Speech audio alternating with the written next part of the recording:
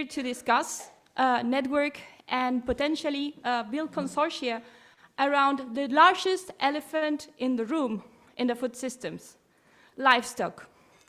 So welcome to the EIT Food event co-hosted with ABP and Zoetis, the role of livestock in achieving net zero targets. Let's move now to the agenda.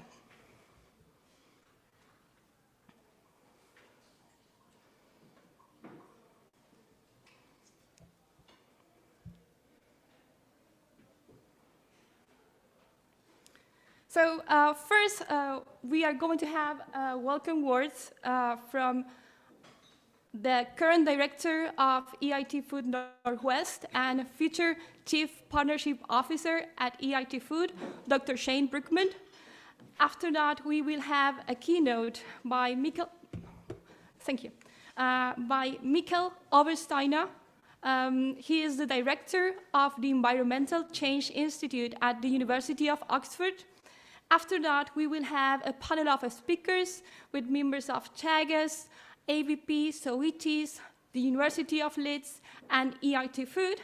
After that, we will have a startup session, a networking lunch, and finally, a consortium building activity.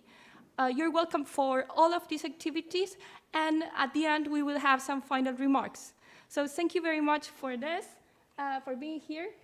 We have two hashtags that we're going to use, livestock for net zero, and also EIT Food. You can use these hashtags on LinkedIn or Twitter. And okay, now Jayne Brookman, if you would like to take the floor. Thank you.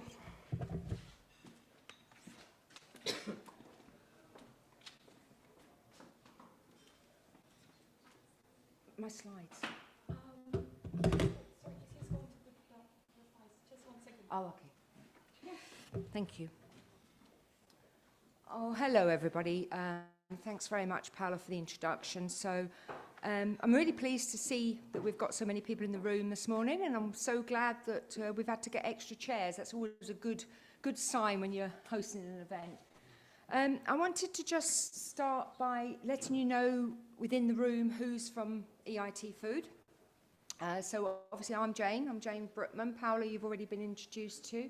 And I wanted to thank Paula very much for all the work she's done in putting together today's programme. Anna Moskow, Anna? Yeah, Anna's also an EIT Food person that's been helping Paula with the organisation. We've also got Mercedes. Can you stick your hand up, Mercedes? So I'm going to talk about the innovation open call later very briefly, and Mercedes is your key contact for that. And then I'm really sorry, Melissa is in the room, and I didn't put you on the slide, Melissa, I do apologise, but Melissa is going to host the session later, the panel session. So I've been given the brief of welcoming everybody and just running very quickly through a couple of points. So obviously you all know that we're here today to investigate the possibility for solutions. So let's not spend more time talking about what the problems are. Let's see whether or not we can find some of the solutions within the livestock sector within the context of achieving net zero targets. I'm going to take the host prerogative and actually spend a couple of minutes just telling you a little bit about EIT Food in case you don't know anything about us. I'm going to highlight the Open Innovation Call, which is open until the 13th of April.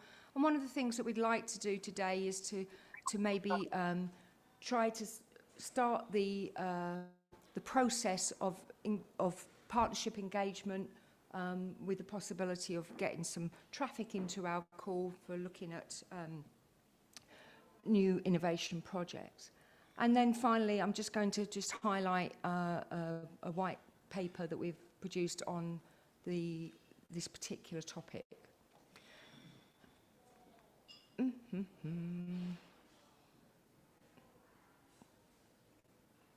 I have the next slide, please?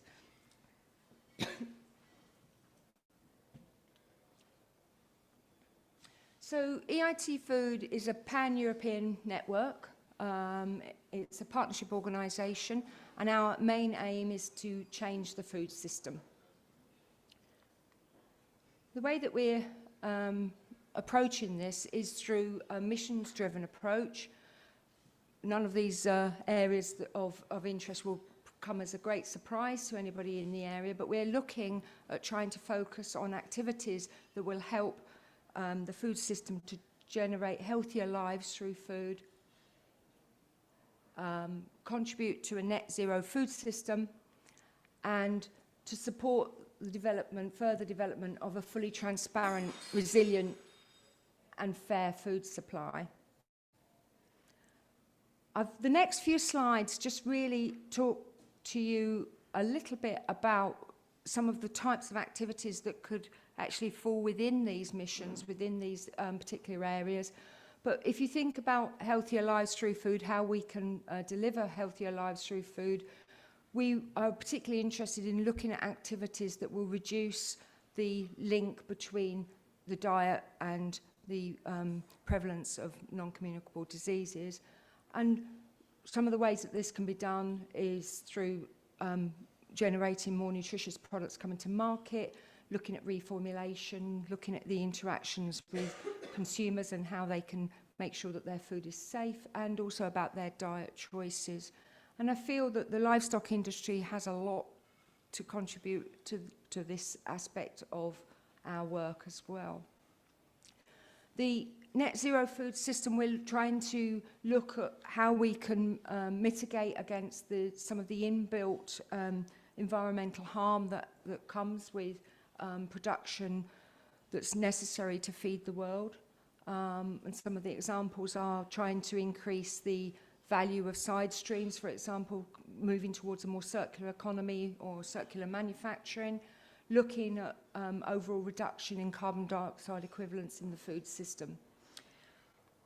And finally, again, of importance for the livestock industry, we're also really keen on making sure that the supply chain is safe, and also from an economic point of view, reducing the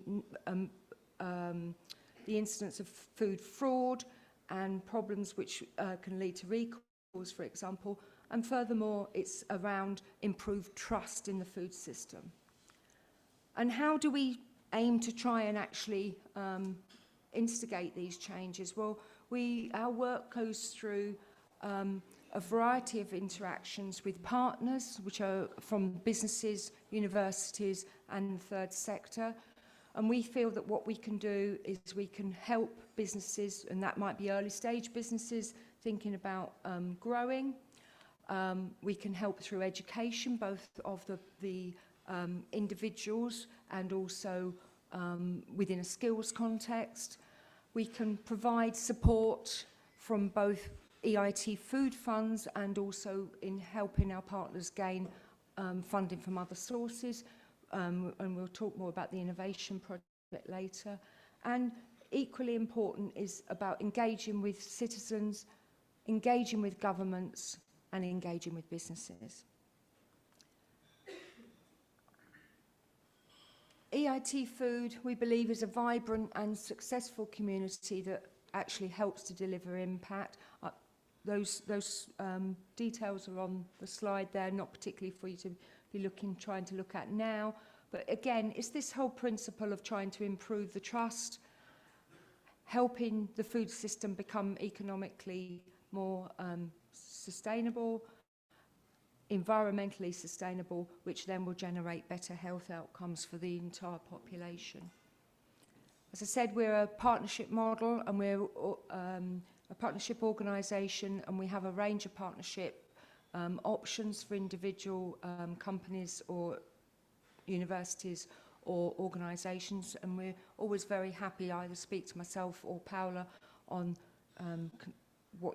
how we might be able to benefit you by joining us.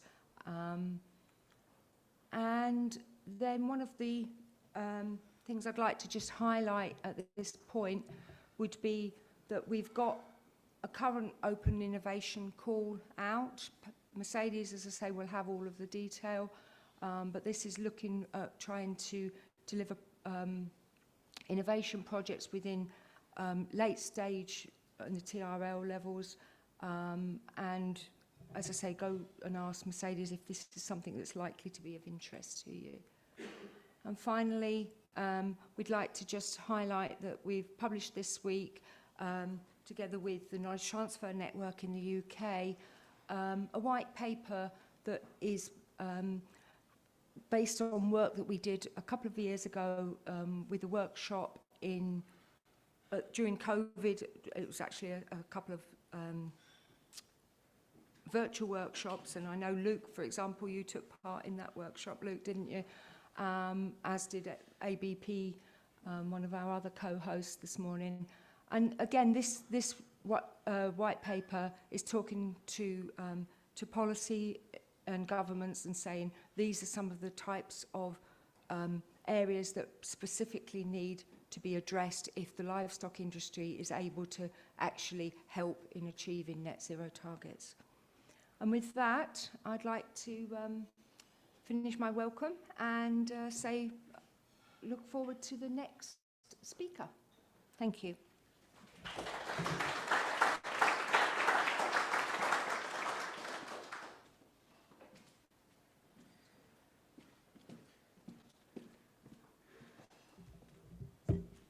Good morning. My name is Michael Obersteiner, and as you have seen, I moved recently to Oxford University to lead the Environmental Change Institute. I've been in the business of agriculture, land use, and climate change for about 30 years, so I hope you can benefit a little bit from this. And I remember my colleague from the FAO, Steinfeld, who was head of the section, the livestock section. He came out with a report on the long shadow of livestock. That basically was one of the big publications that kind of shook up the livestock sector. And I remember he mentioned to me that he's going to Ireland, and he was really terrified to go to Ireland and tell the Irish farmers that basically game over and livestock products are luxury goods in the future. However, I think the discussion progressed quite a lot, and this is what I really would like to go into a bit. Just as a background, my group, my former group at IASA in Austria, the International Institute for Applied Systems Analysis, we did all of the IPCC calculations on the land use sector, including livestock, and we also kind of pioneered the livestock sector representation in these integrated assessment models. What we also do still a lot is doing all of the impact assessments on the European level when it comes then to the burden sharing for climate. But we also built, and I will mention this a little later, a global network of countries participating in agricultural transitions towards sustainability overall, not only climate. And since a few weeks, Ireland is also a member. The UK has already been a member for about 5 years or so. Maybe also as a background, I'm also working with NGOs, and I have a small little company working a little bit on the trust issue. So what I would really like to emphasize in my talk is actually the polarization I see in most discussions when it comes to livestock overall. And I will just elaborate a little bit and probably conclude with the insight that there is actually no single right answer. You always need to calculate your right strategy. You cannot just go out there in the field and say, you know, I'm good, I mean good, and therefore I will do good things. You actually always have to calculate them because livestock is really a difficult problem. It's not easy. Good. So where I would like to start is actually not even with climate, but still make the connection. And this is the World Economic Forum's plotting of the risks of the world to basically to society overall. And they mention now energy crisis at the top, and then in the middle somewhere already comes the food supply crisis. And if you make a little bit of a story out of it, you can basically say the energy crisis also triggered a food supply crisis. I will go a little bit into it later. This causes inflation, and then this causes the cost of living crisis, where all of our countries are in a cost of living crisis. But then this will go further into a debt crisis of countries, and the debt crisis means also the failure that we will deliver on climate change. So yeah, very quickly, if you just connect a few dots, you actually have a story which is quite compelling and even forward-looking. So what's really happening is we need to think about systemic risk. We need to think about the systemic change towards sustainability and transition livestock systems overall, but we also need to look at all of these other risks. And here, here you have this very small little, tiny little domino, and that actually kicks in the end the big one. And this is kind of an illustration of systemic risk. And when you look at the time series of prices of natural gas, wheat, and I put here beef, it's already telling the same story. What you basically see is we had a shock, which was basically the small little virus here, and it actually took quite some time for the virus to take off. And even at the beginning, natural gas prices were even sinking because demand was actually lower, because we all stayed home. But then it started to pick up. And what's really interesting is that those two time series are quite, technically we call it collinear, so they're actually quite correlated. So prices for natural gas is actually used for fertilizers, and this you see then in wheat prices. Not only the only factor, but what's really interesting is when you look at the beef prices, they were actually buffered off, and simply because it's livestock. It's a stock, so you can actually tip into a stock, tap into a stock and draw from it. And of course, if you produce on grass-based systems, they are not so nitrogen intensive as crops. But there are for sure other reasons why we see this. Can we advance the slide? Now, so this doesn't. Okay, now it works. So what we really need to do is we actually, when we start to look at kind of the virus, and then it actually affects supply chains and then in the end the economy, we need to understand that we have cascading effects, network effects, and we might also have simultaneity of shocks like a multiple breadbasket failure. These are all technical terms, but I'll come back to them a little later. Cascading effects we already have seen. Network effects is basically the shocks propagating in a supply network. So when we now think about how do we actually address these risks, there are many things we can do in the livestock sector and in the ag sector overall. However, and I will come back to this, this is not in congruence with a strategy to bring down greenhouse gases, not necessarily. There are lots of trade-offs between hedging risks and optimizing for greenhouse gas reduction. So what you want to do on the production side is you actually want to increase self-sufficiency on a country level. Or even on, if you are a retailer, you also want to be more flexible and diversified and increase self-sufficiency. But then on the consumption side, definitely what you want to do is you want to be more locally adapted and actually have more local food systems, and you want to have more healthy and diversified diets, including a lot of meat products as well, compared to a diet when you look at pure carbon or greenhouse gas outcomes. When it comes to trade, you also want to be diversified overall geographically, but you also want to make sure that you deal with resilient partners in your trade network. What you also want to have is you want to build stocks, basically grain stocks if you want, and other stocks. You want to go for zero waste, you want to be as circular as possible, and you really want to build a bioeconomy as well. So this is, there are lots of different facts, and I will contrast this then later, what you want to do if you just want to bring down greenhouse gases. Okay.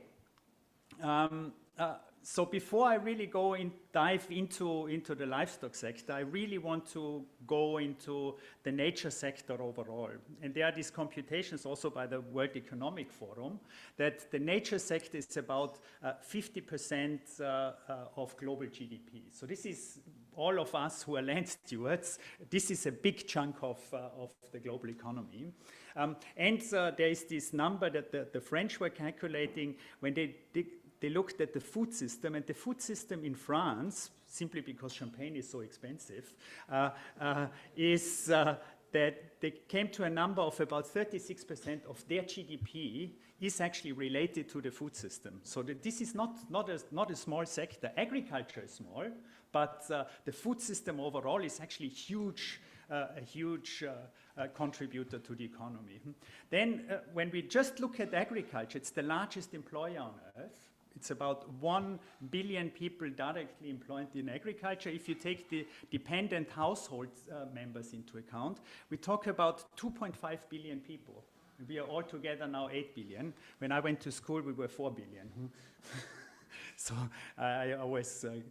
and then, of course, what you also have is you have issues like child labor in the developing countries. When it comes to greenhouse gases, the calculation is about 23% for the AFOLU sector. So this is agriculture, land use, and forestry.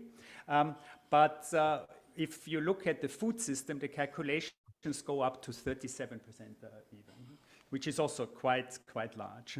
And what we should not forget is about 1/3 of all of the greenhouse gases that the fossil fuel emissions we put up are reabsorbed by nature again. So this is also a huge service Mother Nature provides to us.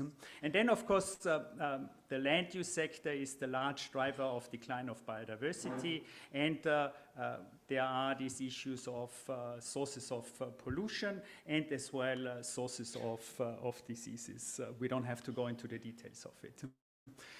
When you look historically at agriculture, many of you have seen this. This is the share of employment going down. This is the share of GDP in the economy. And basically, every country will in the end up here where the OECD countries are.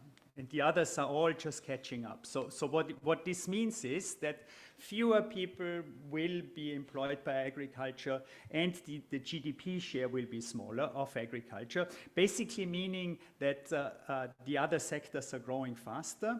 And this means that we will have to mechanize and intensify agriculture overall.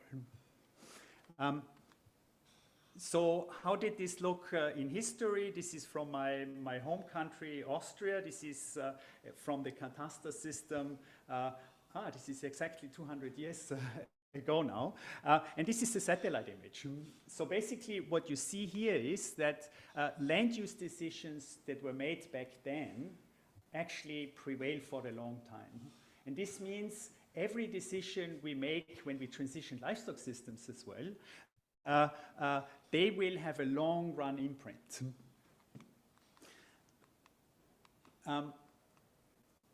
We also, when we look at, these are satellite images out of the 60s from Africa, where you also see the transition from pure grass-based systems. Sorry. This is a little erratic. From the grass-based systems to a mixed, here we, no. Can I come over there? Can you go back? Back? So now you saw already my best slides. One more. So basically here you see the transition from grass-based systems to mixed livestock systems. And in this context, compounded with population growth, this actually turned out to be a necessity. And of course was driven by basic economics. But what you also have there, and I will walk to the slides now, this is the basic insight on how to deal with greenhouse gases, direct greenhouse gas emissions with the livestock sector. So here you have nutrient density of the feeds, and here you have the kilogram CO2 equivalent, their protein produced. here you have this for milk, and this is for meat. And these colors are the different world regions, and these non-field figures and the field ones, these are all grass-based, and these are all mixed. And then we also have urban systems, of course. But what you see is, in particular for meat, and this is a log scale. So here you have 10, 50, 100, 500.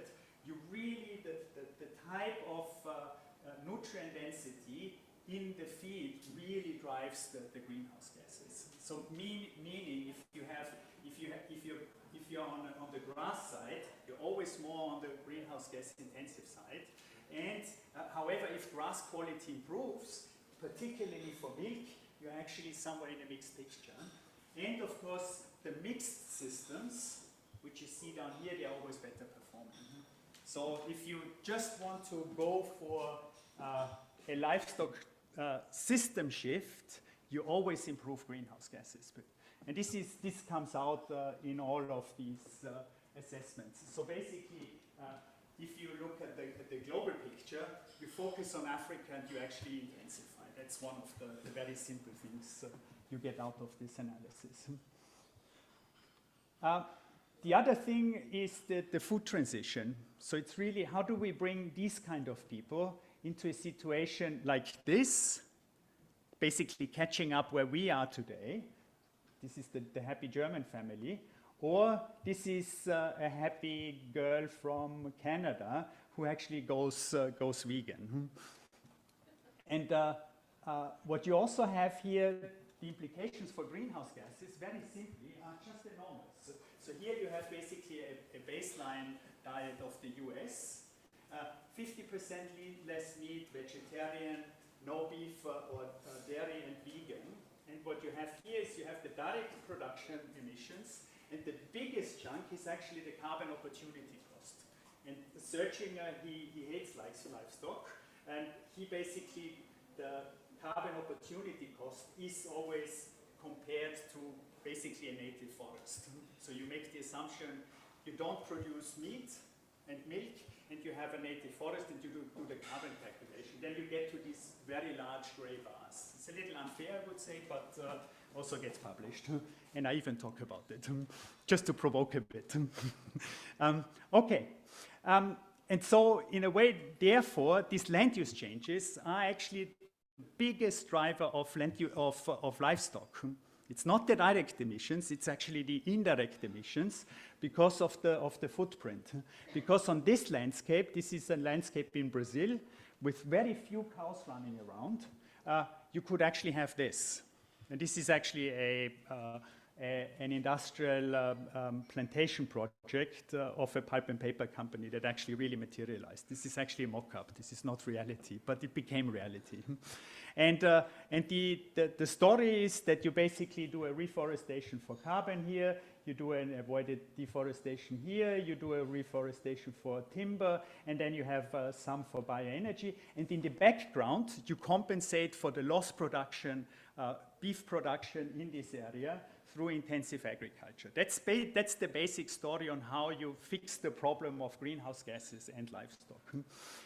It's basically livestock intensification elsewhere, and you basically get carbon into landscapes again.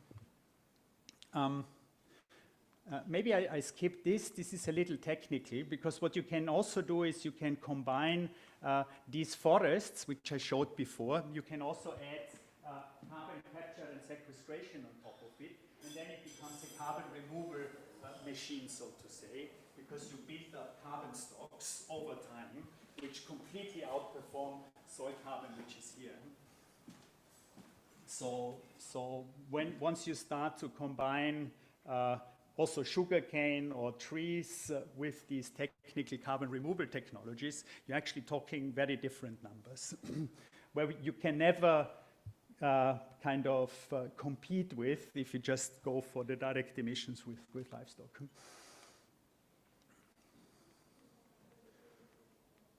Okay, and so now we are looking at the emission pathways for 1.5, and this is really interesting, because when you look at this, and this, many people don't really know this, this is the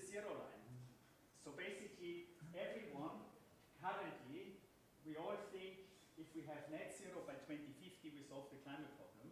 It's actually not true.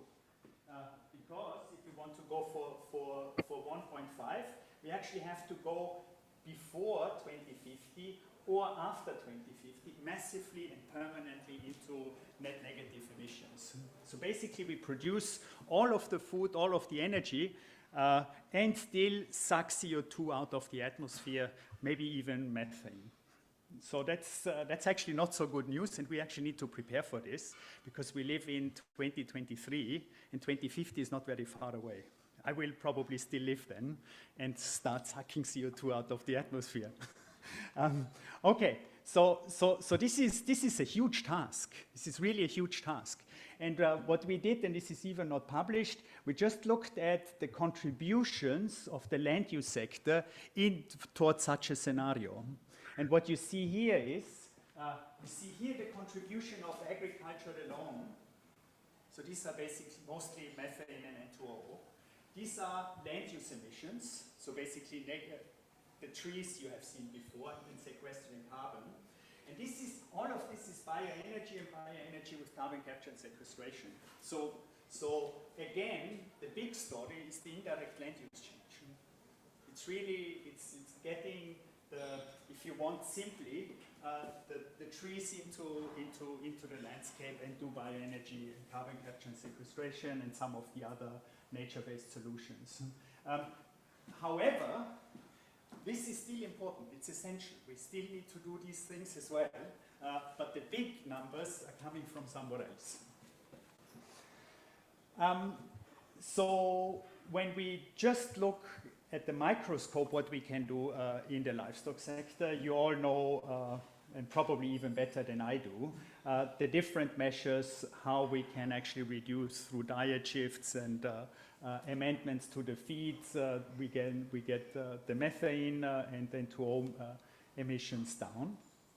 But also we need to look at the total life cycle of those products and take into account the pre-farm emissions, basically what's the emissions that are embedded in the fertilizer, but even pesticides are quite energy intensive as well.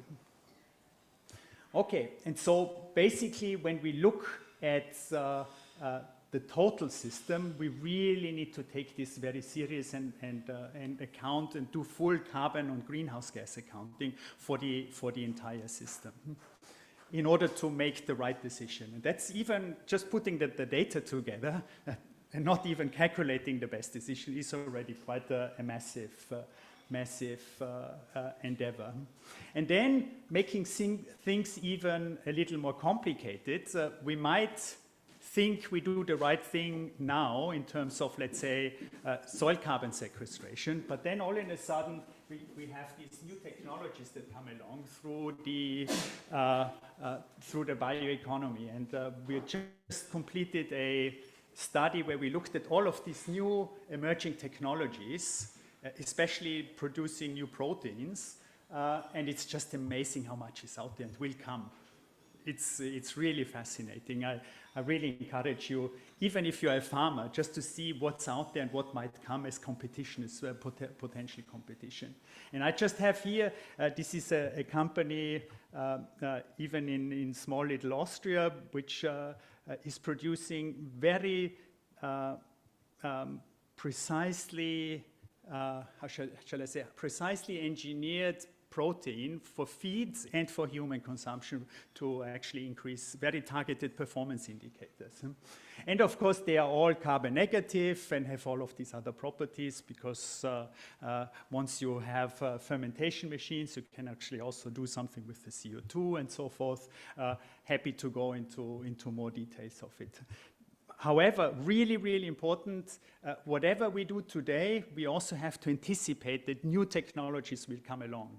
So never invest into a strategy that actually locks you into something for a very long time, because it might be a strategy that you might regret in a few years from now. So always build this flexibility in. We can go through some examples maybe later. So what I want to spend some time on, and I actually have to see how I'm doing in time. Yeah, this is fine. What I always see is the big problem in terms of mindset and even ideology is really along this issue of land sparing and land sharing. And this is really where people, you can have in one room, one group is talking this and the other is talking about land sharing and the other land sparing, and there's no communication. And both are somewhat right, but I think it's important to really understand what's behind it. So let me just take the example of land sparing and land sharing, but from an urban setting, because here you see it much better. So land sharing is basically, you have an urban sprawl. So you have houses everywhere, but everyone has some little greenery. Versus building skyscrapers, basically intensifying agriculture if you want, and you actually get contiguous nice parks. That's the paradigm for land sparing and through intensification. And in a city context, you actually see it even better.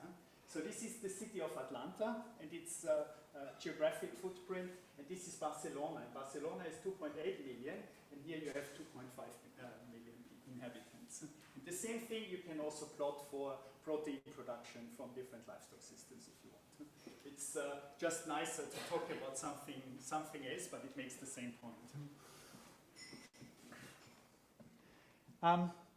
And now it really starts with this land sharing and land sparing, where land sparing, so basically the Barcelona case, you have a mental map of economic growth and economic theory behind it, where you basically, the story goes as follows. You have a farming sector which is traditional and backward, low productivity, uneducated, and many times also in developing country context, unorganized and informal. So what economic growth is about is that you actually go towards a modern developed economy. You have educated skilled labor, you have capital accumulation, and you have a highly organized formal sector. And then in terms of policies, and this is what EIT is in a way preaching as well, you basically do more technological progress, you do education, you have infrastructure, you have market systems, and so forth. And the idea is that labor goes this way and modern technology goes that way. We have seen this all, especially after Second World War, we all went through this path. And there's a lot of literature that supports this in agricultural economics, in development economics, and basically in neoclassical growth theory. So this implies, this mental map of economic development implies land sparing. And when you go through land sparing and make a prediction, we went through the calculation using a biophysical crop model. With the biophysical crop model, we produce global maps of production possibility sets, basically along an intensification margin here in terms of nitrogen fertilization and irrigation, but we also have other dimensions to it. And then once you do the calculation, you actually see that global cropland, to produce the same amount what we produce today, could actually shrink by almost 50% if you globally optimize. And just imagine how many trees and other carbon sequestration projects you could launch on this freed land. But this is a theoretical calculation. What's also interesting is and that's in support of land sharing, is that here we do a global optimization. So we locate the highest production on the globe, and we dedicate it to agriculture. If we force the model that every country produces the same basket of foods as it does today, we basically can still shrink the footprint of cropland by 40%. So it actually doesn't matter so much whether you do a global optimization or a local optimization. That's interesting.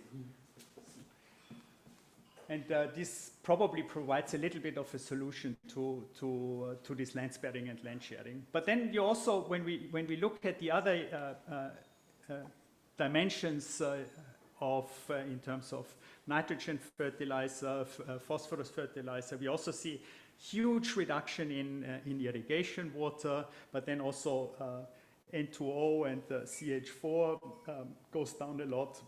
And in this other, which we call targeted land sparing, the reduction is also quite pronounced, but not as much. So here, this is quite interesting. In contrast, we have basically the land sharing paradigm, which can best be mapped by this definition here in terms of agroecology. And there's this reports that came out not too long ago by IDRI in France, but also was replicated in the UK, for example.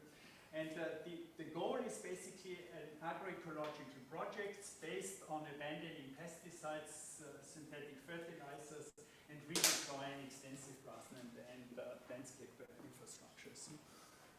So this is a completely different way on how you look at agriculture.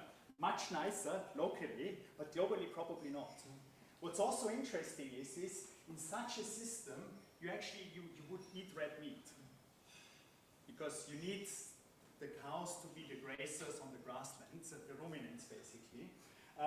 However, if you go for the land sparing side and you want to reduce the greenhouse gases, you either go vegan or at least you go for white meat, because white meat has a much smaller footprint in terms of greenhouse gases. So even how you eat and your insights on how you eat are actually completely going into the other direction. So even when we go for lunch today, it's a dilemma. You basically you put yourself into either this camp or the other camp. Okay, I know I have to wrap up a little bit. What we also did is we did the calculation in terms of land sparing, in terms of cost reduction. And the cost reduction is also about 40%. So if we were producing in a land-sparing fashion on cropland, we would actually reduce the cost of production and thereby also decrease quite a lot the food prices as well. So it looks quite good. However, there's always an exemption. That's livestock. Because you have grass-based system, 80% of the grass-based systems are already cost-optimal globally. So here you have this insight of ecological gains and economic gains on the cropland side. However, for cattle, you actually have to give cattle farmers money in order to intensify. Otherwise, they will not do it. On the cropland side, all what you need to do is stop subsidies. Then you get all of the land-sparing effects by themselves. It's also important.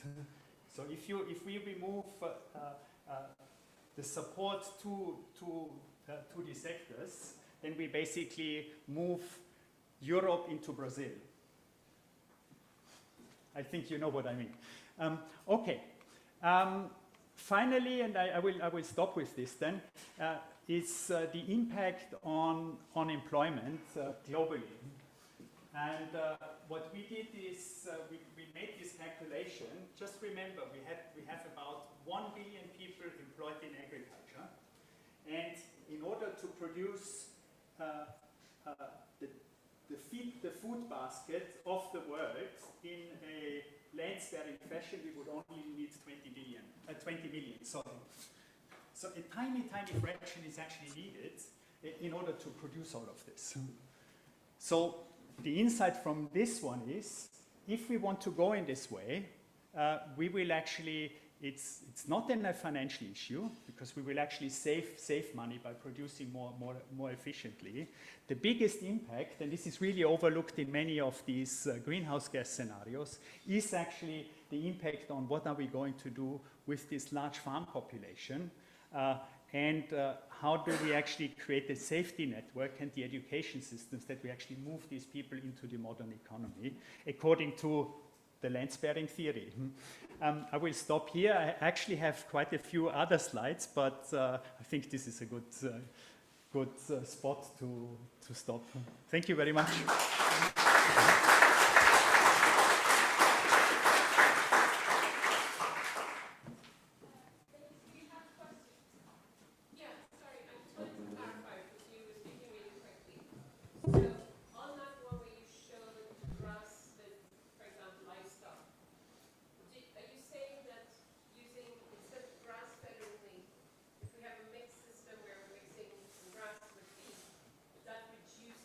Yes.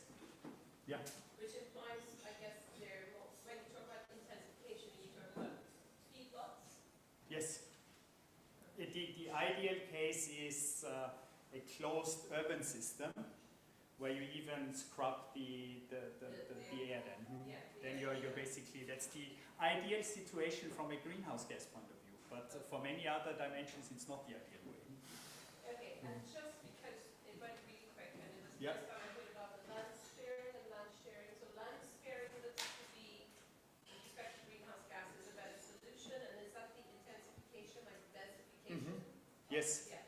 And this is in all of the policy models where we do policy advice with, and this is also the calculation and the calculation paradigm behind the IPCC scenarios. Okay. However, if I go out here and tell any farmer that this is the superior solution, we should all go for this, and they basically show me the door and say, very interesting to talk to you, but I do my thing. So it's really this disconnect between local realities and local wishes and this global picture. Because what we do here are really global optimizations or on a country level optimization. And you didn't do any mixed models where you had some, let's say, grass-fed, but also some intensification. So in effect, you have two different products, which you branded and Yeah. do the blend. Yeah. We do this once in a while, but most of the time when we do for policy advice, we actually have to minimize costs. Okay. And then it's all cost-driven, and then you actually see, basically alluded to this fact that you have to give to 80% of the livestock farmers, you have to give money.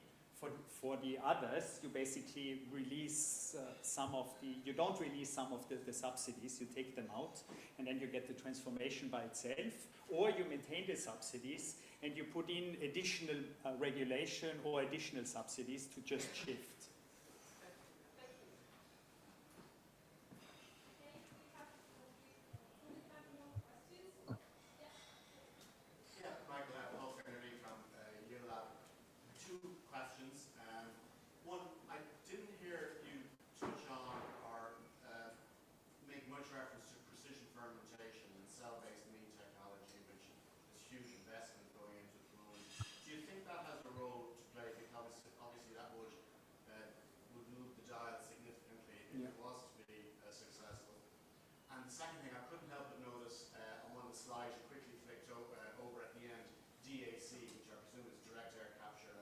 Yes. And what your thoughts are on that also? Okay. So for the lab meat, when you look at the life cycle analysis, it doesn't look as good as it used to be, in the sense that you still need sugars or starches that come from agriculture, and then you put it into the lab. But you overall you have a better, you're superior in terms of life cycle emissions compared to animal-based. However, now there are new protein technologies that actually come from solar energy directly, where you have hydrogen production, you marry it up with CO2, and then you have a fermentation process, and there the greenhouse gas budget looks completely different. So these are these negative emission proteins, if you want. So if those things become cost competitive, which actually they should, because they are lab-based, then this is a real revolution. And it's another leap over the current lab-based meats, which are a little more complicated to produce, and the costs don't really add up. I mentioned yesterday at the dinner table, my son is a ski jumper, and he only eats this protein, not only, but mostly protein foods, simply because he's fitter with this. So eating only normal meat, so to say, is quite heavy on your digestive system and doesn't give you immediately the fitness you need. So also from a nutritional point of view, but I'm not an expert in this, I think you might actually get superior outcomes as well. Taste is another thing. I will always enjoy some of my my nice steak, not every day, but sometimes for this. Direct air capture is really interesting. It's at its infancy. Two things: it will always be very costly, and it's hugely material intensive, material and energy intensive. So here, how much we will actually get is very difficult to predict. I'm a big fan myself of biochar and combined with enhanced weathering with rock powder in order to rehabilitate many of the degraded soils we have, which is also very material intensive, but really is part of a much nicer story of a soil rehabilitation agenda, which we for sure need to engage in. And that's not only in developing countries. In many European soils, we also see a lot of potential for carbon absorption, but also for soil fertility rehabilitation. So I'm more a fan of these kind of things, but direct air capture will definitely come.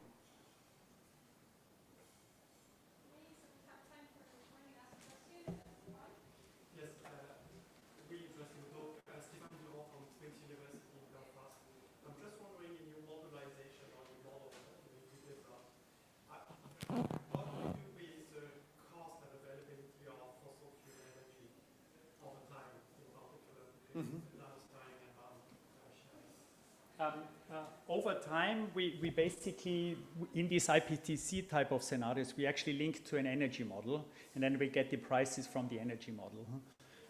We are just about to complete a study on energy decarbonization and agriculture, and there the greenhouse gas savings are actually quite substantial, just purely from going to green fertilizers in the sense of fertilizers that come from hydrogen sources from renewables.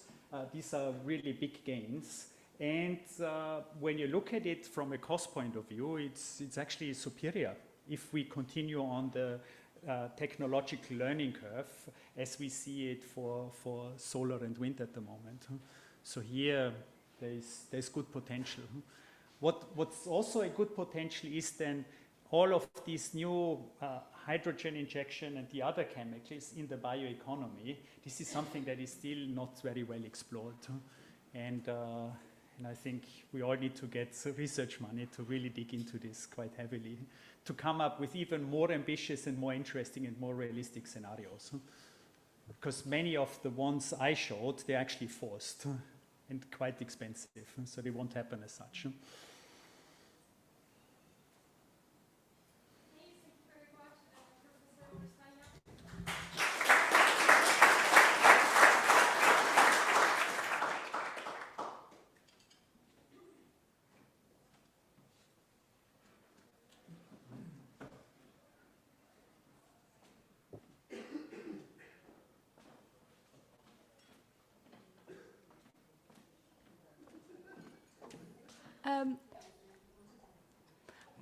So we will welcome now Melissa Comellas. She is the agricultural manager at EIT Food. She is a specialist on regenerative agriculture, and she will moderate the panel that we will have now. Okay, thanks. So hi everyone. So I'm Melissa, as Paula introduced me. I come from Spain, and I'm in charge of the agricultural projects in south of Europe. So right now we have two main projects running. The first one is called Test Farms, so where we match solutions and innovative solutions that comes from all around Europe in different farms in other countries, so that they can validate and test their solutions directly with farmers, all type of farms. And then we have another program called the Regenerative Agriculture Revolution, which aims to help farmers to transition to what we call now regenerative practices.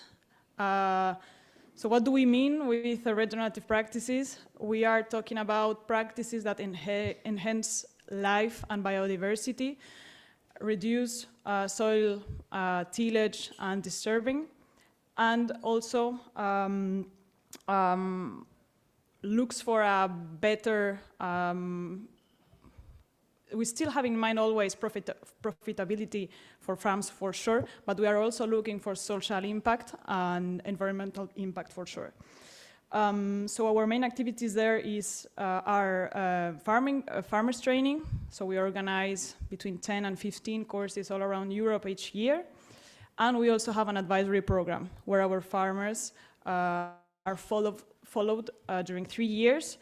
We are taking ecosystem measurements in order to evaluate the impact of their practices in soil health and also in their farm management. Okay. I will. So of course, I'm not a total expert in livestock because I have a vineyard. I'm a specialist in vines and wine making, but during lunch they are good companions. So I'm pretty sure that it will be the same here in the panel. So I would welcome Stefan Connolly from ABP, Charles Chavasse, vet from Zoetis, Paul Crosson. I said it in a French way, but I'm pretty sure he's not French. He's from Teagasc, and Katie from the University of Leeds. Okay, so all of them are going to do a presentation between 10 and 12 minutes, and then we will have a small discussion around the different topics that are going to be highlighted. Okay, so Stephen, please.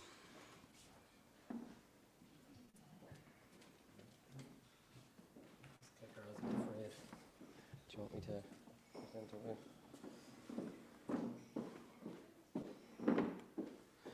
it? So I'm a little bit afraid of this clicker now after Michael now, so he's after giving it some bad habits, I think. So I suppose first of all, it's great great to be here to represent an ABP, and I hope you get something out of this presentation and get plenty of discussion and conversation over lunch. Okay. So what I'm going to talk about is the role of, I suppose, beef production in achieving, our net zero targets, and maybe, sorry, this clicker is really going to give, it'll come back. So basically, may I suggest that we ask, would you mind just doing the forward slides? I think this is getting to be difficult. okay, so it really isn't going to, it's not playing ball. I think maybe the vegans got at it or something maybe this morning. But anyway, can you click back, please, can you? So look, to the next one. So look, the road to net zero in beef production. And maybe after Michael's presentation, I should just put a picture of Michael and say, it's not possible, okay? But look, we're in the agri industry, and I think we love a challenge. So I think we can get there. And, Jesus, this is really going well. What are you doing, guys? But look, I suppose, slides will come up. Basically, look, what's the road look like? It's definitely not a straight line, I think we can all say. I think there's going to be loads of bends and I'm sure maybe some pit stops along the way. But my view, we can get there. It will take time. There's technology that is not available yet that will be available. There's a lot of clever people around the tables today, which maybe will develop some of them. So look, it'll just take time, but there's technologies available now that we can, I suppose, use to, I suppose, hit even our targets for 2030. So look, I suppose before all that, it's important to know where we are now from an Irish context. And I think we're in a good place. Everyone looks, it's really negative, but if we take it in beef production, using the Board BIA data, since 2015, we have a 9% reduction in our carbon emissions based on the Board BIA Carbon Navigator. So to me, that's a good step forward. And also, if we look at age of slaughter, which is a hugely important part in hitting our targets for 2030 in Ireland, we're 2 months younger. So again, really, really important. Yes, more to do, but we are in a good place. And where we rank, whether it be Ireland or Europe, we are a very efficient place to produce beef. Okay, we know we need to do more, but we're in a good place. So I suppose, what is ABP doing, or why is ABP involved in it? So I suppose if we look at our Scope 3 emissions, okay, for ABP, 90% of them emissions is beef production. So we know we need to be involved in this space, because any little change we can make in the beef cattle we produce, it will have a big impact in ABP's emissions, okay? you can skip on. And as Paul Crosson is going to touch on a lot of this, okay? So just so you know, in Ireland, 33% of our emissions comes from the agri-industry. We've been set a target to reduce our emissions by 25%, which is a lot. It's going to be a challenge, but I think working together we can get there. So how do we hit them targets? So if you might click on. And I suppose some of the key areas of where work has been going on in Ireland is, I suppose, how do we reduce age of slaughter? Okay, further from where it was. Back, lads. I'll try. I think I'll chance the clicker. So basically, reducing age of slaughter is a big one. If we can improve the suckler herd fertility, it has another part. Fertilizer. So how do we reduce fertilizer usage in Ireland? So the use of clovers, we're involved in a project with UC using multi-species. They're growing, we'll say, 2 tons more grass with 60% less fertilizer. Really positive stuff. And 35 days, these animals are 35 days younger, grazing the multi-species. So really, really important. Using different fertilizers. So we have a plateau, I suppose, of we'll say, actions there available to us that will help reduce our emissions. So I suppose if we talk about ABP's strategy to reducing our carbon emissions, and I suppose pathway 1, I think it's really important, and I suppose the reason we're here, I suppose if we look at national, I suppose, projects, I suppose, and collaboration. So one project we're involved in is the Teagasc signpost program, and we're delighted to be involved in. It's an industry-driven project between dairy, beef, and it's been led by Teagasc. And I suppose the key focus of that is using demonstration farms to, we'll say, see farmers adopting technology and disseminating that information out to other farmers, okay? So it's a really, really good project. Another key part of it is research and development. So what is the next technologies? And I'm sure Paul will cover them. The other key project we're involved in is MTI. So it's Meat Technology Ireland, if you haven't heard of it. They have a representative somewhere. He might put up his hand. Yeah, so if you want to ask him all the hard questions. But I suppose MTI, and we're delighted to be involved, again, they're moving away maybe a little bit more onto, I suppose, sustainability. So what role can the animals have, or what can we do as a group to reduce the carbon emission of beef production? So 2 key projects in that is that we're working on with them is age of slaughter. So losing genetics, is there certain genetics that will be younger at slaughter, may require less feed? And the second key one is using their green feeds on our trial farms, is looking at can we identify animals that are producing less methane per day. Okay, so really, really important work. The other key, I suppose, organisations in Ireland that we're involved is AHI, which is Animal Health. I'm sure Charles will touch on that. And I think ICBF and Teagasc, and also Borbia. I think they're key members, I suppose, on Irish Inc. of us meeting our targets. Okay, and they're working together. We're very lucky to have them. We have a national framework there for benchmarking our farmers with the Carbon Navigator, Teagasc in our National Research Centre, and ICBF. The data ICBF have, and I they don't know ICBF, I said they have one of the largest databases in the world. Every animal that's killed in ABP, the data flows into ICBF. Every animal that's born, they collect the data. So we're very, very lucky to have them. So key parts, I suppose, on a global or a national level of meeting our targets. And then if you look at ABP specific targets, what programs are we working on? We have a demonstration farms in Ireland and the UK, and we'll touch a little bit on them. We're involved in a program with ICBF called the Gene Ireland Dairy Beef Program, which is a breeding program for breeding better beef cattle from the dairy herd. Okay. Another key project we will say actions is we've an advantage beef program I'll touch on in Ireland. We've blade farming in the UK and Horizon in Northern Ireland. We have a beef benchmark report, we'll talk on that. And just, I thought it was Melissa mentioned about regenerative farming. We have a project with UCD as well. So touch on some of them, okay? So our demonstration farms, okay? So first of all, I want to say sustainability or agri-sustainability is nothing new to ABP. We've been at this since 2015. We've had our trial farm. Our trial farm is in Carlow. It's not owned by ABP. It's a traditional family farm, okay? Where we have 400 cows reared right through to beef. We don't own it. So again, when we bring farmers to this farm, they can relate to it. It's not a state-of-the-art farm, and they can see, seeing is believing, and they can say, look, I can bring this back to my own farm. The key part, I suppose, the key aim of the farm is to increase the environmental and economic sustainability of beef production through genetics and farm practices, okay? And as I mentioned, the Gene Ireland program is a big part of that. So what that program is about is we want to breed beef animals in the dairy herd that are easy calving, short gestation for the dairy farmers, okay? But then for the beef farmer, that have good growth, they're easier finished, they're eating less feed to put on that kilo again. And then when they're processed in ABP, that they also have a good eating experience for our customer, because that's really, really important. And then lastly, what's the carbon or what's the sustainability impact? So can we breed animals with more carbon efficient? The other key parts we look at is proactive animal health, and Charles has touched on that, so vaccines, animal nutrition, so for example, the use of red clover and white clovers to reduce to I suppose, increase our homegrown proteins and reduce the need for expensive and maybe not very carbon efficient soya. Soil health and grassland management, and also then we'll say biodiversity and water quality are key parts. So what is the results telling us, okay? So before I go into this slide, right, just to give you a bit of history, how much data is involved. To date, we've progeny tested 193 bulls. Okay, we buy 20 calves per bull, so that gives you an idea. We have 70,000 live weights from the farm, okay? And in Ireland to date, 348,000 calves have been born from these bulls. So there's a lot of data, okay? On this farm alone, we've put through 4,000 animals. So the example you're going to see here, right, we're looking at beef bulls, so AI bulls, so beef bulls and AI within the one breed, okay?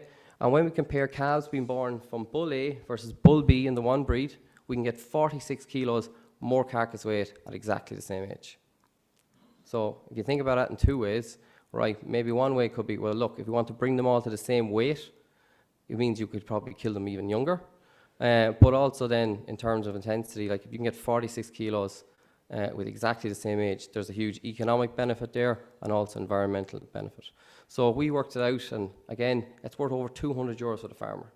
So to me, that's huge. And back to, for a system that's not very profitable, 200 euros for a farmer is massive. Carbon reduction of 13%. So again, I suppose what it tells there, it's a win-win. And if you're a farmer with 100 animals, it's 20,000 euro. So it's a lot, it's a lot of money there to be got. Really, really important. Not to mention, and I won't go into it, they're also more feed efficient. So again, another important one. Not going to show this video, but it's available on YouTube.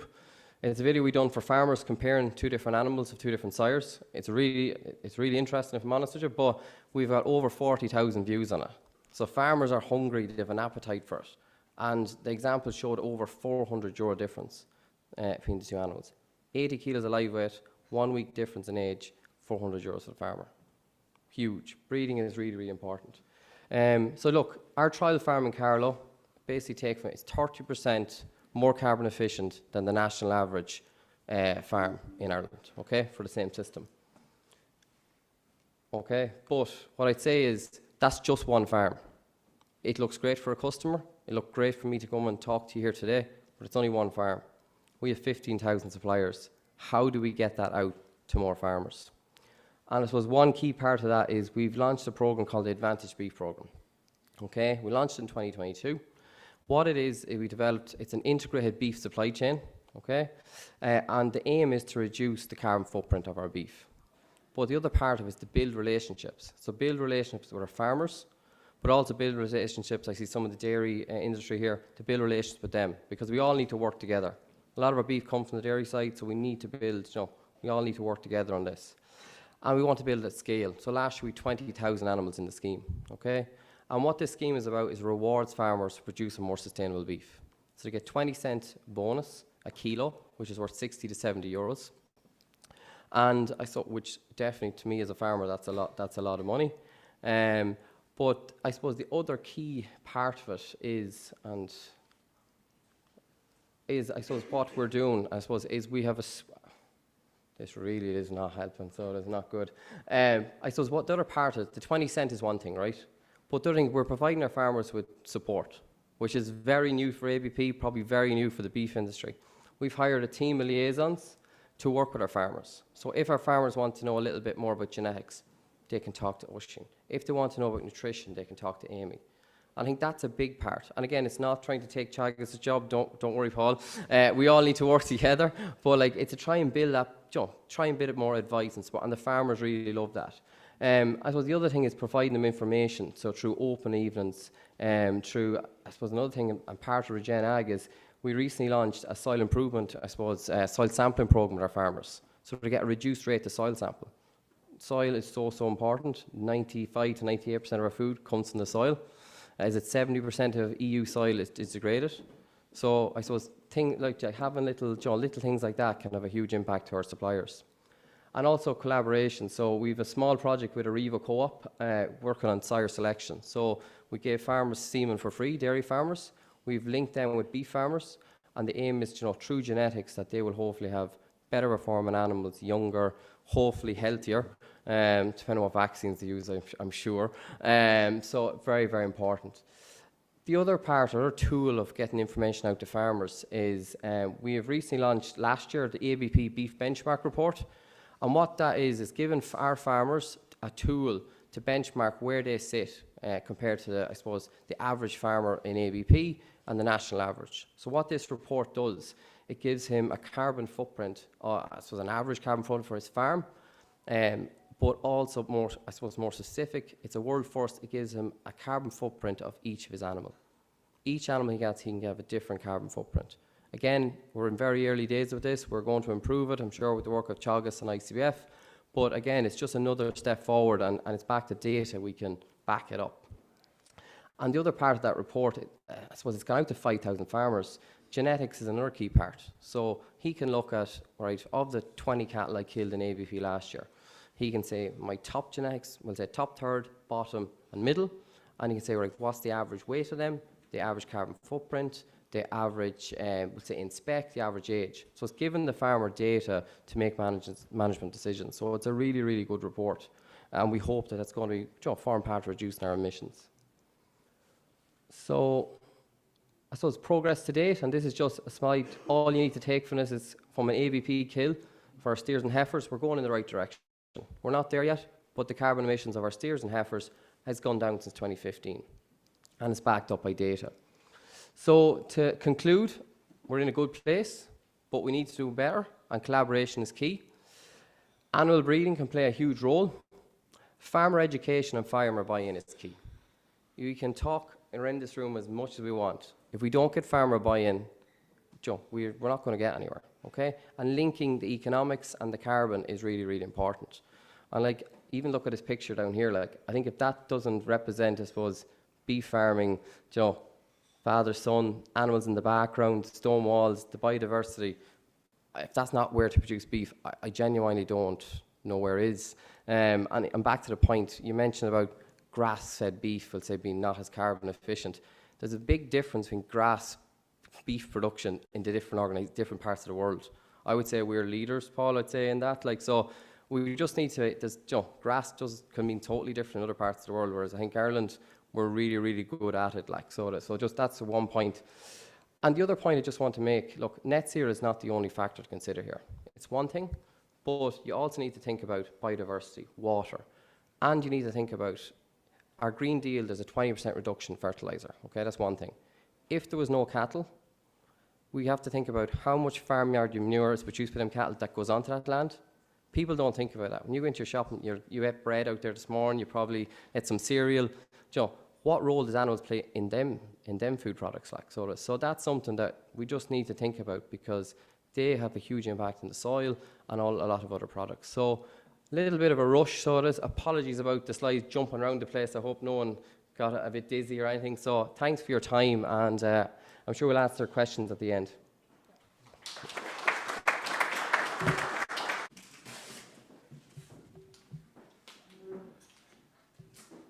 We just bring my slides up, yeah? I'll start away anyway. Just saying, I'm Charles Chavasse. I'm a vet. I was in general practice for 25 years in Scotland, Northern Ireland, Wales, and eventually home in Dungarvan in County Waterford. And I then joined the pharmaceutical industry 13 years ago, and I've been working for Zoetis, Pfizer Animal Health, that then became Zoetis. And my presentation is really animal health, healthy animals, a healthier planet. And with improved animal health, now I've realized, listening to Michael's talk there, he's looking at the huge picture, I'm looking at a very small piece of the picture. But I feel passionately that we must do what we're doing now, but we must do it better. So we've just got to get better at what we're doing, because there are huge inefficiencies in our systems, and I'm going to come at from a vet perspective and see if we can try and improve that. And the other problem about being a vet, unfortunately, is that we see problems. My career started out being basically called, I'm a problem solver. You call me, I come and treat an animal. And we constantly were firefighting. But like firefighters, they've moved as well. They don't spend their time putting out fires anymore. They spend time trying to prevent it. And that's where I'm coming from, or I hope I'm going to share some of that passion with you.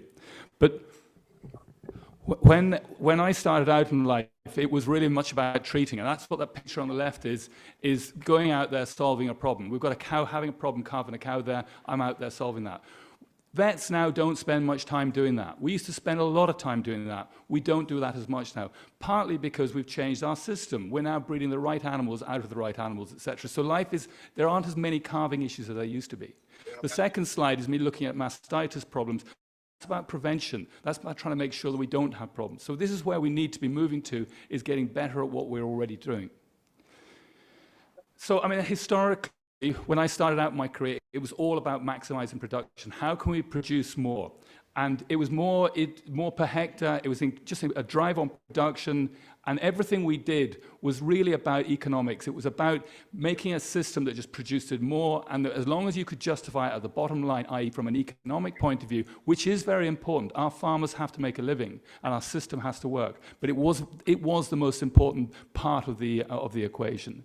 And for instance, things like vaccines, they were used to support expansion. And as I say, it was all down to the bottom line. But we now are being challenged, and we have to meet this challenge. And it's about environmental sustainability. It's also about social sustainability, and welfare is important too, because our consumers at the end of the day must have the confidence in the products that we produce. We must make them feel like that. And that isn't always the case, but we need to address that. So, in the future, I feel that we need to produce the same or more from less animals. Because, and in fairness, already Stephen's touched on this, but if we've got more efficient animals, we need less of them. Therefore, it's going to have less of the negative impacts that livestock have on the environment. And here we've got a vet vaccinating his own cattle to try and control disease. He's trying to get in there to prevent a problem. At the moment, on a worldwide level, we reckon we're losing about 20% of production through disease. So we're failing, effectively, in the sense that that's a huge failure. We've got a lot of animals out there who are getting disease, and we're losing production because of that. So that's an efficiency. And we're always going to need to treat animals, and we're always going to have to be there to do that. But as soon as you go and treat an animal, what you should be asking yourself, and the farmer who called you and the vet who goes there, there's something wrong with my system. What have I done that I actually need to treat it? So if we can then step back from that, yes, we've got to solve the problem that's there at the minute, we've then got to look forward and say, right, in the future, can we do better to make sure that we don't need to do that treatment? So to me, treating animals is a red flag. It says, right, let's go and look at where we've gone wrong. And we also realize that, the impact of the management systems, they start at a very early age in the animal's life.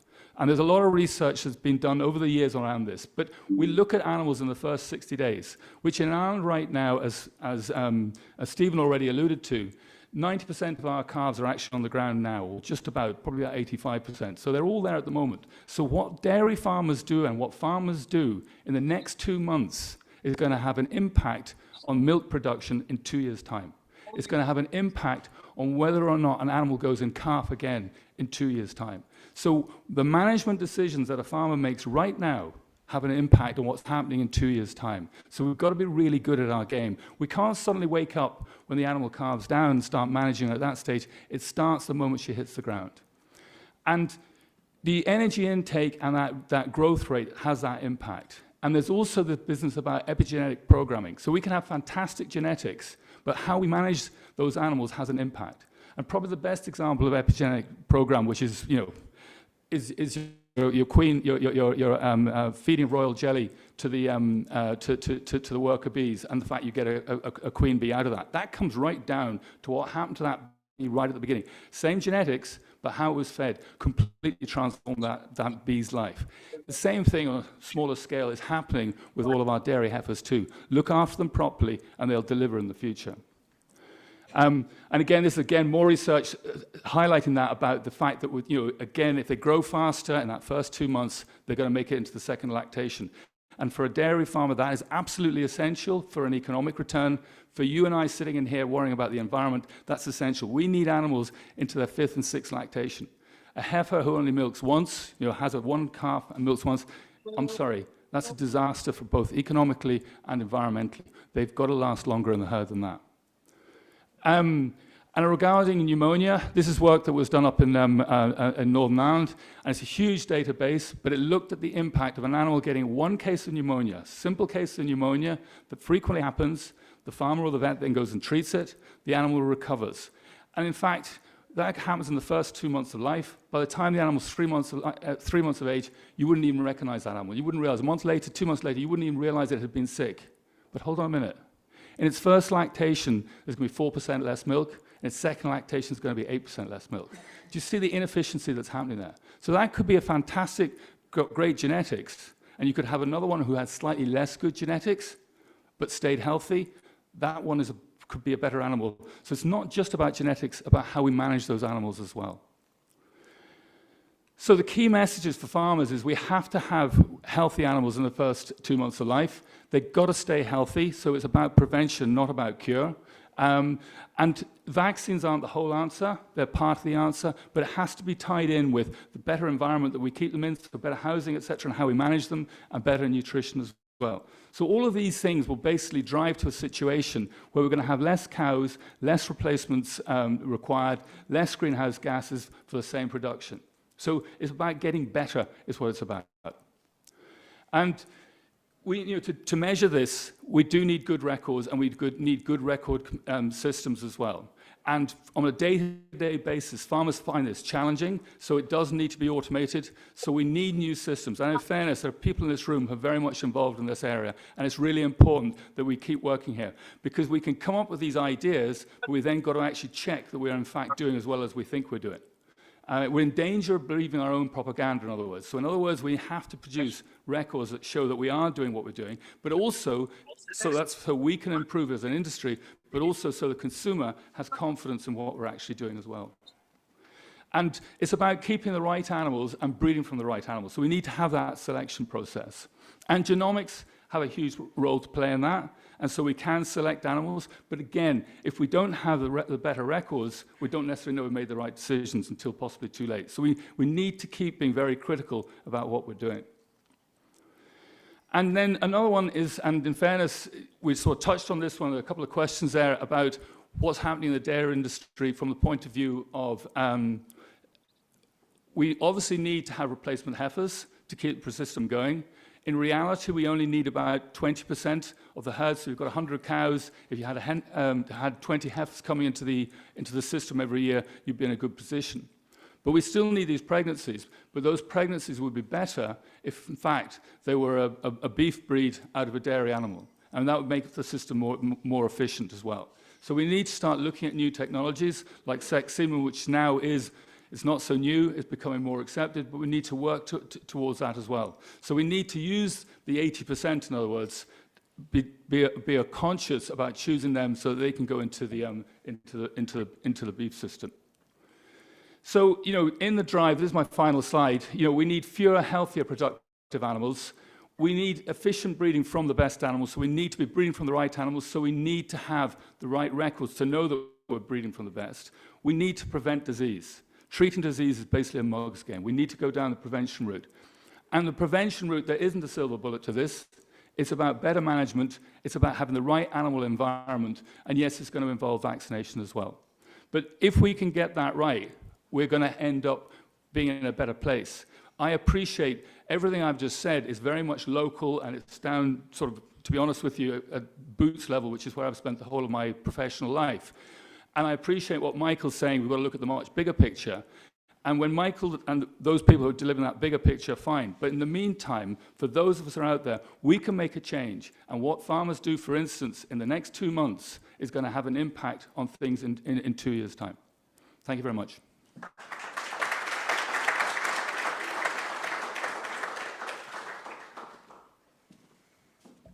if there are any questions, maybe we are going to wait until the end, where everyone will be on the table. 'Cause I'm pretty sure there are. So I hope that we will have enough time to elaborate a little bit more what has been done, said by Charles. So I would like to welcome Paul from Teagasc. Sorry. Sorry. I'm not sure I will be able to pronounce it in the good way until the end of the day. So please, Paul. Thank you. Thank you, Melissa. Yeah, we've about 3 different pronunciations, so you didn't do so bad. Yeah, good morning, everyone. And firstly, thanks to the organisers for inviting me here this morning. I think it's a really important topic, a really interesting topic. And, you know, from speaking to people throughout the morning and the presentations we've seen already, a huge amount of consistency between all of the messages that we're seeing here. Firstly, just to those of you who don't know who we are, who Teagasc are, Teagasc are a semi-state organisation, so we're a state agency. And our role is to deliver integrated research, advisory and education to the agri-food sector. So we have 4 research programmes on food, animal and grassland, rural economy and crops, environment and land use. We have 12 advisory regions that are spread right throughout the country. So you can see here, we pretty much have a footprint in each corner of the country, which gives us great access to farming, the farming sector and to farmers. And we have 4 agricultural colleges, which are our own colleges, and we also provide input and curriculum information to 3 other private colleges.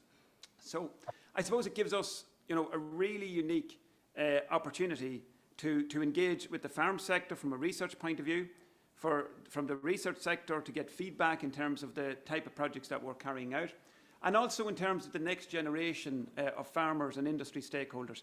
What are their interests? What are their challenges? What are their perspectives of the food industry?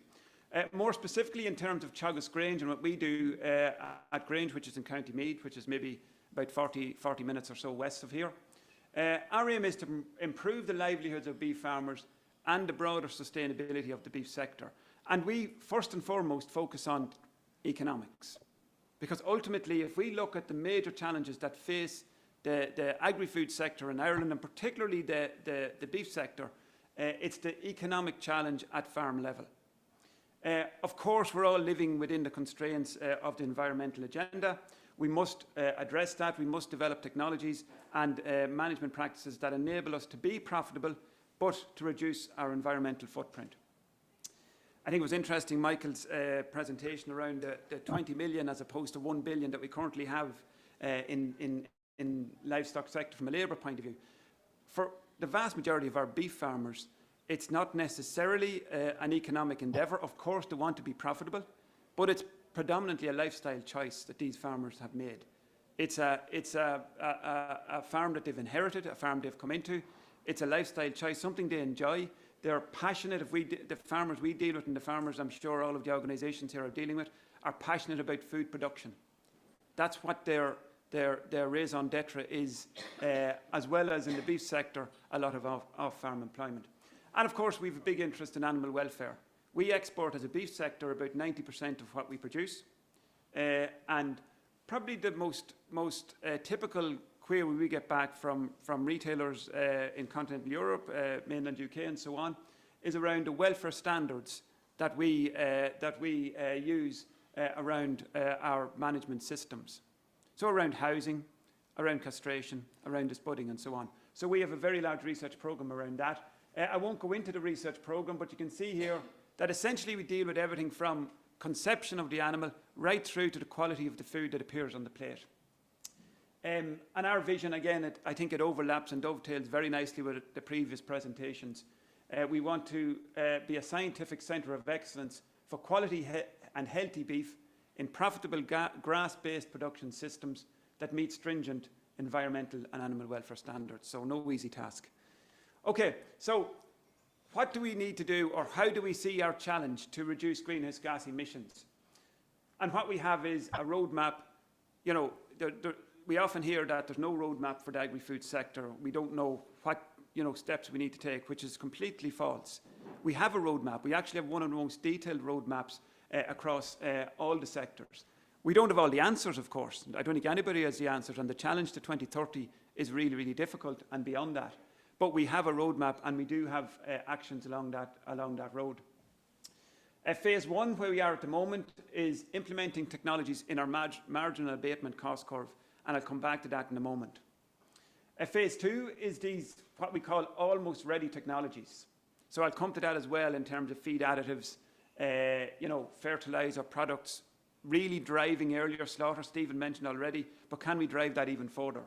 And somewhere along that road as well, we have anaerobic digestion. So the production of renewable energy from grass and livestock resources to reduce the footprint of our livestock farms, but also to offset fossil fuel emissions. At Grange, we are in the final stages of construction of a pilot scale AD plant, and we see that very complementary with beef systems, where typically extensive farms are operated, a massive opportunity to produce a lot more grass, and we obviously have access to slurry, which is an important feedstock for AD. I won't dwell on it too much, but if there are questions, I can come back to it later. And of course, as I said, we don't have all the answers, so we have early stage technologies as well in terms of what we need to do between now and 2030 to develop and deploy to meet our targets. Again, I'll come to that a little bit later. So I'm going to look at this in three contexts.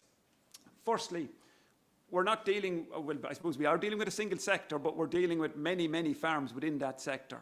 We're not dealing with one organisation, one body. We're dealing with over 100,000 beef or farmers with some beef activity, 135,000 farmers in the sector in total. So we're trying to move many, many moving parts. So we have to empower farmers to take action. When they are empowered, they need a toolbox. So what do those farmers need to do to achieve the mitigation strategies that we have set out?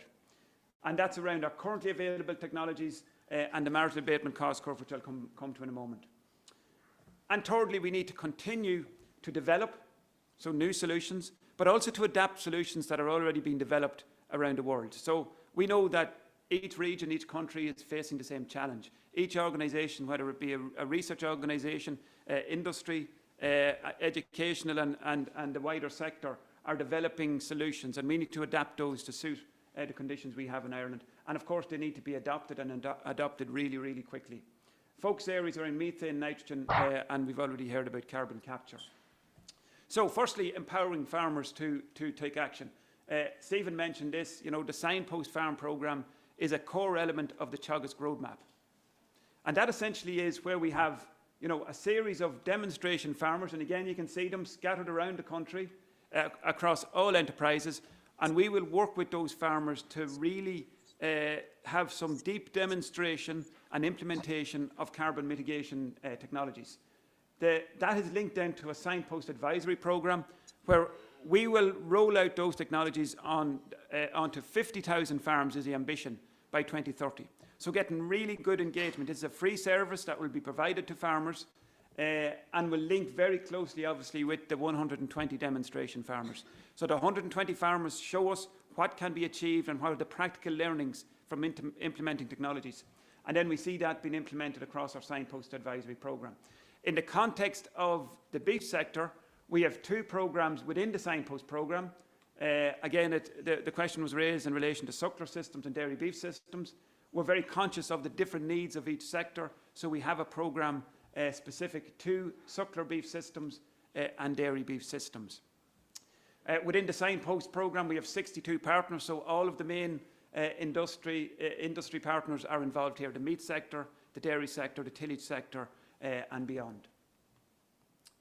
So we'll work with the farmers, but we also need to provide farmers with the tools. And Teagasc are currently developing what we're calling a sustainability digital platform. Again, Stephen mentioned in his presentation around knowing your number and having a single number for each farm.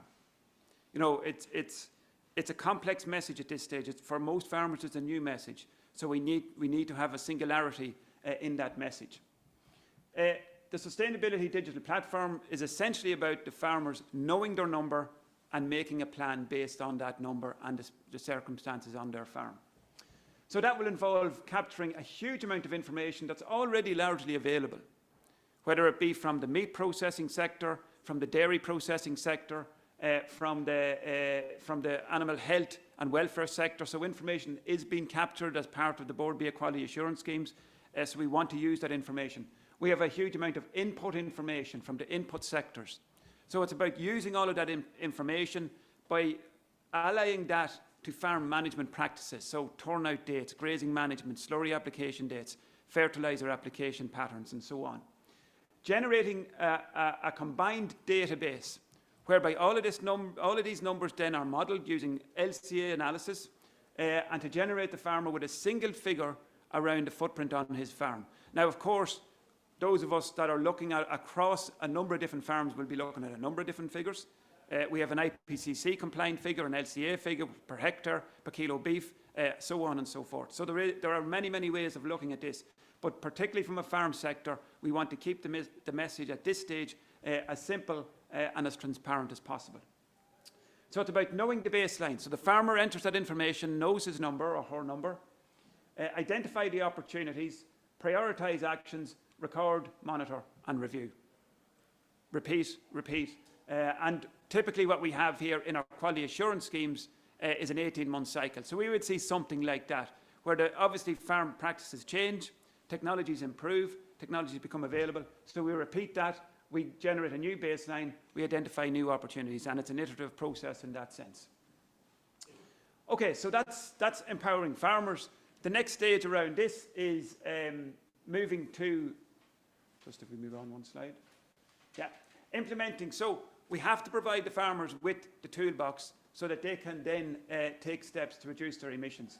This looks a little bit horrible. Don't worry about the detail too much. This is our marginal abatement cost curve, and we're currently in the very early, well, middle stages of reviewing this and developing a new marginal abatement cost curve. This was the cost curve developed prior to 2020, so it was for the 2021 to 2030 period. And as I said, we're currently in the process of revising this.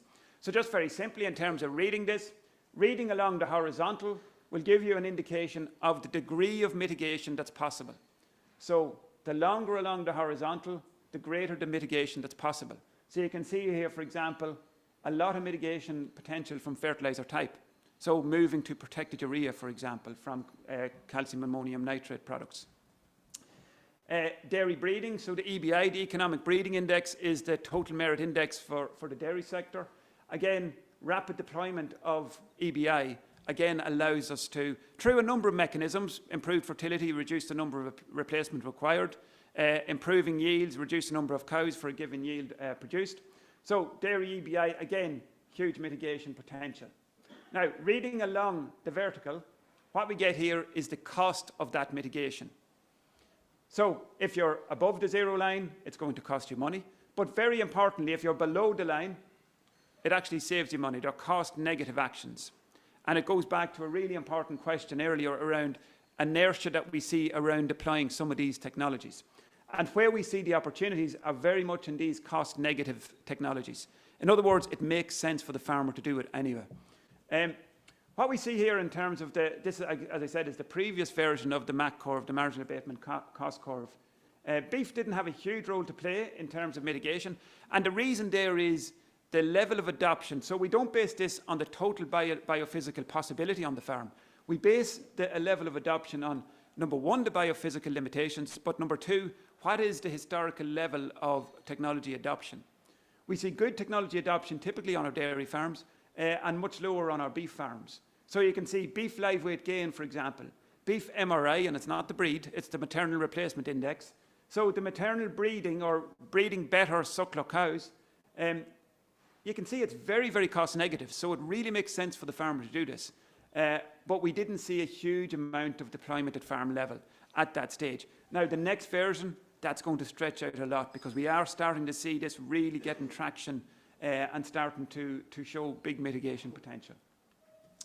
Okay, around the Teagasc marginal abatement cost curve, our next stage, I'm going to look at one or two technologies within that which will feature very heavily on the next marginal abatement cost curve. The first one is reducing slaughter age. Again, I'm overlapping a little bit with Stephen here. So I was involved in the Food Vision, which was the group set up by the Department of Agriculture to set out a roadmap or put in place measures to reduce emissions from the beef sector. In other words, we have a target from agriculture to reduce emissions by 25%. Each sector has to play its part in meeting that target. So there was a Food Vision dairy group. What could the dairy sector do to address and to contribute to that 5.75 million tonnes? And equally, what could the beef sector do to contribute to that 5.75 million tonnes.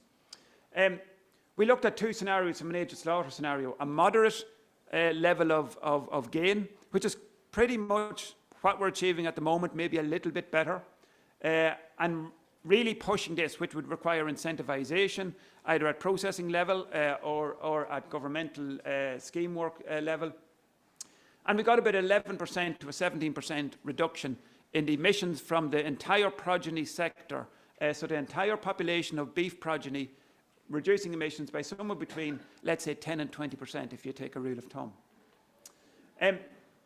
Importantly, in terms of reducing age of slaughter, I won't go into the detail of this, but I just want to make a very quick point. This was an experiment we carried out at Teagasc Grange. We had 3 different treatments in this experiment. Weanling to beef, so weanlings from the suckler herd, finishing at 21 months of age in an intensive production system. So these were all brought to the same carcass weight, so about 390 kilos carcass, either with high levels of grain feeding, so you achieve your slaughter age much earlier, using what we call our conventional 2-year-old steer system. So these animals getting about a tonne of concentrate, a little over a tonne, about half a tonne, and then we had a system where they received no concentrate at all. So obviously you're going to restrict growth. You don't have that real rapid finishing period.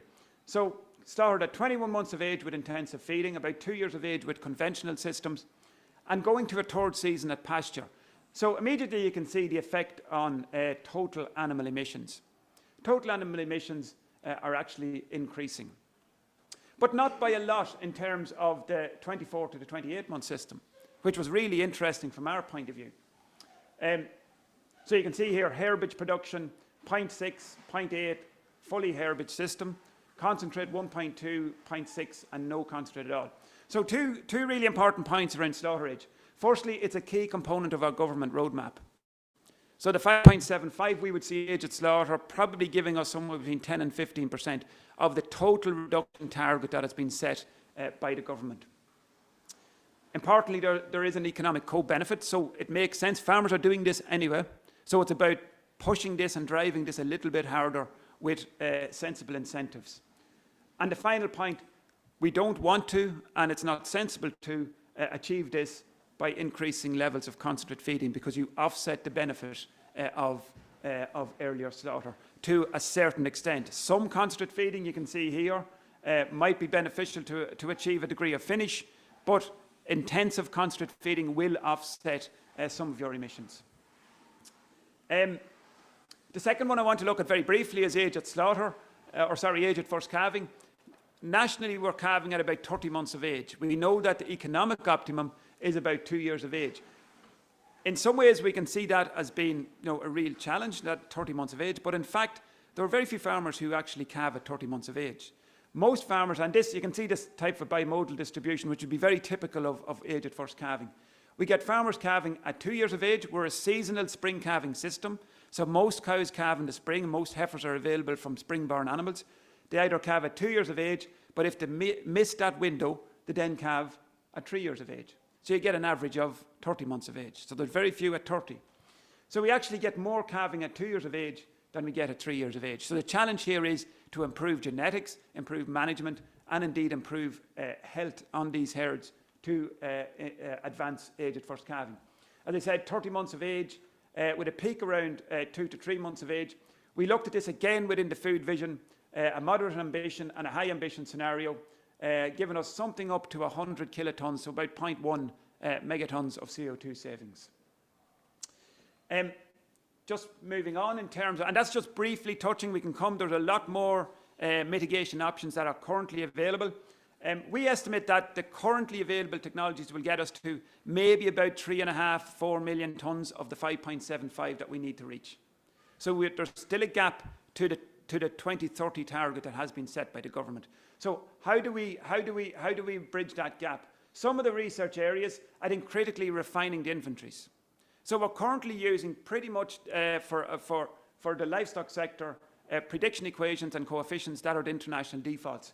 So we know where we have some information. This, for example, is data from Vista Milk in Teagasc Moor Park, where they have looked at the actual measured methane emissions from, this is dairy cows at pasture, and compared that with the prediction equations that we are currently using. So the best data we currently have available, which is through the IPCC good guidance and good practice and guidance document. So this is what's currently being used. This is our most recent data around actual emissions. So obviously we can't use that until it's published, and my colleagues I know are actively progressing this.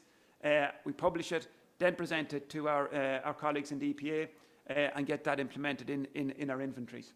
We need to do the very same around the beef sector. Pretty much all of our equations in the beef sector, with the exception of some of the work from AFB, from Chanhayan, in terms of the indoor systems, are the prediction equations. So we currently have a number of projects. One of them, Stephen mentioned earlier, Meat Technology Ireland, where we're implementing these green feed technologies. I'm sure most people will be familiar with them. And we're measuring emissions in pasture-based systems. And that has always been our challenge, is having a technology or a methodology to get emission factors for pasture-based and grazing-based scenarios. So that work is ongoing. Additionally, we have also refined inventories in terms of the model itself. So we have a much greater granularity of data available now than what was available when the inventories were first developed or were previously refined in about 2005. We now have the ICBF data set, which gives us really, really detailed information around animal movements, animal numbers, animal breed types, animal performance levels. So we've now changed the inventory model, which hopefully will be implemented in not this year, but next year. And we are also looking at developing national emission factors that are representative of what is actually happening on Irish farms. Breeding for lower greenhouse gas emissions, I suppose there's a couple of areas it is. Firstly, there's conventional breeding, if you like. So what farmers are doing already, and we've seen it if we look at the impact of current breeding progress on emissions, it is already having a reducing effect. Higher reproductive performance, so in other words, you need fewer replacements for the same amount of cows in the herd, just reducing an overhead, whether it's an economic overhead or an environmental overhead, the principle is the very same. Higher live weight performance, contributing to our earlier slaughter. We have developed a carbon subindex for the EBI, for the dairy breeding index. We're currently in the early stages of doing the same for our beef breeding indexes. And essentially what that does is it drives even further reduction. So we already have a reasonably steady level of reduction from our breeding progress. But can we drive that further? Certainly the progression from the carbon subindex work would suggest that there's a lot achievable there. Low emitters, and my colleague Paul Smith is here with us today, and Paul published a paper last year based on his PhD programme, where they looked at, the effect of variation in phenotypes. This is phenotypes, but there certainly is a lot of data being captured now to develop a methane intensity subindex for the breeding programme. And what they found was that using a trait called residual methane emissions, it was very strongly correlated with daily methane emissions, but independent of animal productivity. So, in simple terms, low RME animals, so low residual methane emission animals, produce 30% less methane, whether it's on an absolute basis, on a DMI basis, or on a kilogram of carcass basis, than their cohorts in the top third. So we're comparing the top third and the bottom third, and we've got a 30% difference with no other impact on animal performance traits. DMI the same, carcass performance traits the same, carcass grading the same. So I suppose it confirmed for us that there's a really, really strong opportunity to breed for lower methane. Not alone to have a gross emission factor reduction by breeding more efficient animals, but breed specifically for lower methane intensity. And now we're driving this forward in terms of the research programme at Grange, working closely again with ICBF to look at the role of the rumen microbiome. So we have over 1,000 beef cattle. We have samples and data collected. So we're trying to see, is there a genetic by environment, a genetic by microbiome? So what is the effect of the microbiome? We know that ultimately it's the bugs in the rumen that are generating the methane. So can we characterise this to a greater extent? Feed additives getting a lot of attention. We have a number of projects here, some on the in vitro side in our rumen simulated technology, RUSITEC system, some in vivo at the animal level using our green feed technology. So promising feed additives, 3-NOP, nitrooxypropanol, reducing emissions by about 30%. I'll come back to that in a second because I know it's the one that people are probably most interested in. Novel oxidizing methane inhibitors. again, this is an Irish-based product developed by a group in University of Galway, or out of University of Galway, also getting about a 25 to 30% reduction. And what's, I suppose, really interesting here is that it can be delivered in a pelleted form. So the challenge, I guess, with 3NOP at the moment, although I know they are working on this, is that it doesn't withstand, the activity of it doesn't withstand either heat pressure or heat treatment or pressure treatment. So pelletizing is a challenge for that. And clearly, you know, from a delivery perspective, a pelleted format is much more desirable. Linseed oil, been around a long time, again confirming what we've seen in previous studies, about 14%. Seaweeds, you know, again, it's kind of a one that people like to talk about. Certainly the southern hemisphere seaweeds, the red seaweeds, showing very good mitigation. The brown seaweeds, typical of the northern hemisphere, we had very limited effectiveness. So the future focus around this programme is slow release options, because we are in a grazing system. So providing a pelleted format, providing a supplementary feed to reduce emissions is of limited use in a grazing scenario where animals are grazing without supplementation for 7 months, maybe 8 months of the year. So we're looking at slow release options. Just very quickly on 3NOP, and the trade name is Bovaer by DSM in the Netherlands. As I said, reducing by about 25 to 30%. So very strong mitigation, and this is a piece of work carried out by my colleague Stuart Kerwin at Grange. So just to look at the actual data here, and it's really, really interesting. And again, this mirrors what a lot of the international data is showing around the mode of operation and the timing of operation of 3NOP. So we have our control system, no 3NOP, and we have our treatment where 3NOP is provided to the animals. And you can see immediately post deployment, so immediately post feeding, we get a big drop in methane. And that experiment ran through December 21, January 22, right through to the very beginning of February 22. And you can see when the product is removed, straight back up again. So thereby the slow release option becomes really important, because it's only when the product is available to the animal that we get an effect. No effect on DMI, no effect on daily gain, no effect on feed efficiency, but we do get a reduction in methane, which is obviously the critically important factor. Final area, and then I'm done. I can see I'm being flagged. So we need to investigate management impacts around carbon sequestration, and we have a project called the National Agricultural Soil Carbon Observatory. I don't know who comes up with these horrible names, but it sounds easier when you just say NASCO. So that we have 32 flux towers, eddy covariance towers around the country.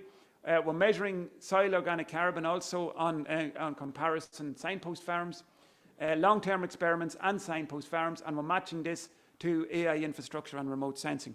And just to give you one example, this is Paige Stanley's work in the US, in Wisconsin.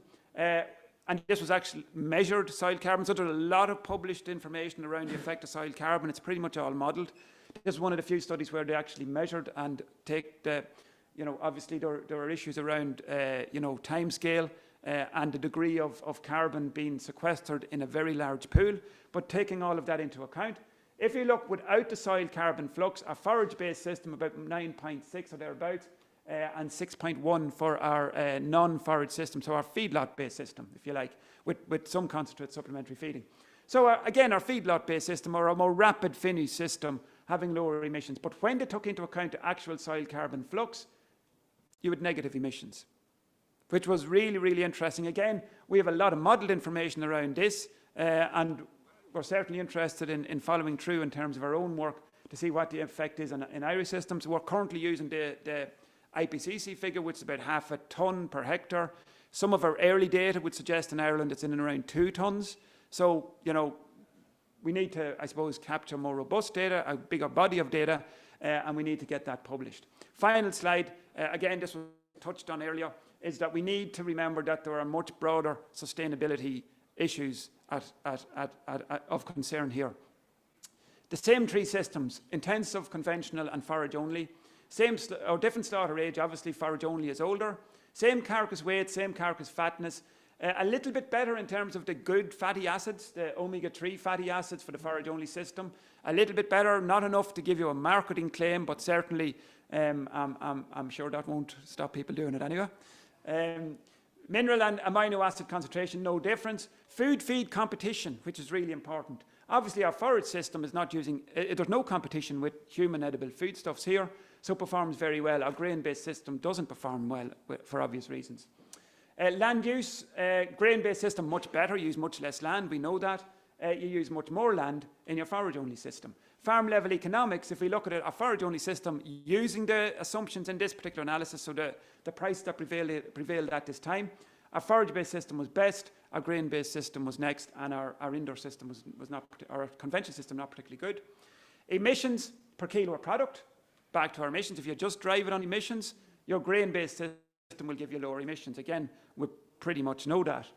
But if we look at emissions per net human edible food produced, so let's offset the human edible food from that we put into the system from the human edible food we get out of the system. If we net that off, then our emissions per net human edible food is better for a forage-only system. So, you know, a complex picture. There's no single system that will answer all of our concerns, but we need to be aware that we are focusing on greenhouse gas emissions, but there are other issues at work. And apologies if I went over time.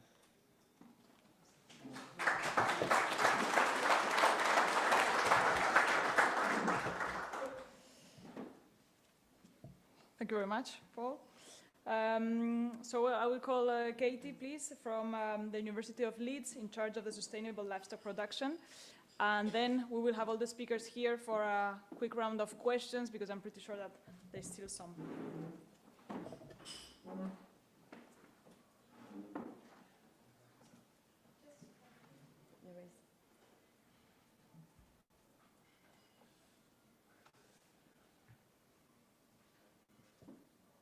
Paula, while we're sorting out the AV, can I confirm that you will be sharing the slides? I've seen quite a lot of people taking Yes, slides. we're going to check with the speakers if we can share the slides or a different version. We're going to move lunch to 12, so after the panel we will have lunch and later on to start off.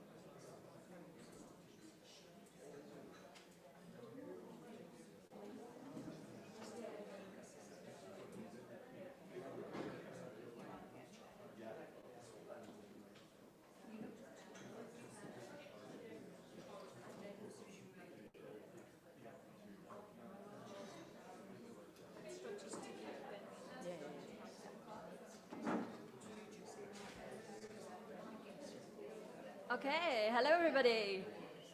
Absolute pleasure to be here speaking to you today, and thanks for the speakers that have gone before. Hopefully this follows on quite nicely from some of the other points that have been raised so far. I'll just give you a quick introduction to me and to the Global Food and Environment Institute at the University of Leeds, and then I'm going to just talk through two projects that we have running at the moment. So the first being a sanitation, livestock, agriculture, circular economy, and the second about our insect bioreactor and the valorization of livestock wastes. So I'm going to focus on the good stuff, the slurries, the manures that are produced from our livestock, and how we can incorporate them safely and sustainably within livestock production systems. Sorry, too short. Okay, so me, as Melissa mentioned, I'm a lecturer in sustainable livestock production at the University of Leeds. My PhD was in the room of microbiome. I'm very much a microbiome scientist by training, and this was looking at how we can manipulate those bugs in the rumen to improve fibre digestion efficiency. I then moved over to work in the National Pig Centre.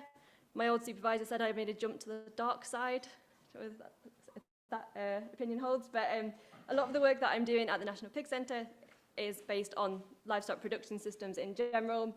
I'm very much interested in early life experience. So what can we do pre-weaning to improve colostrum quality, colostrum intake, how can we manipulate that microbiome in early life to improve production efficiency and health in later life.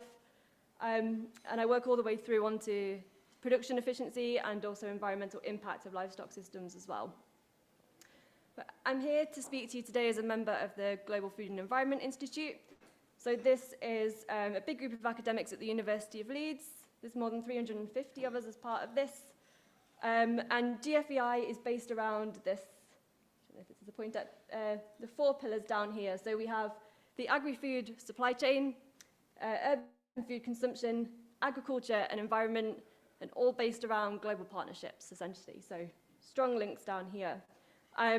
In terms of what people in GFAI study, we've got everything from livestock production through to climate change, soil health, water quality. I'm only talking to you for 10 minutes, so just going to give you a snapshot of some of that today, but just to mention that.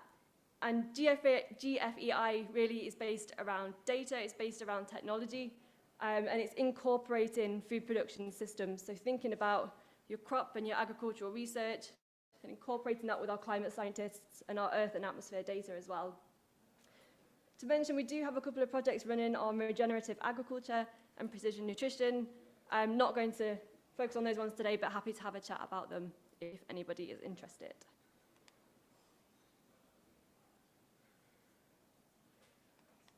Oops.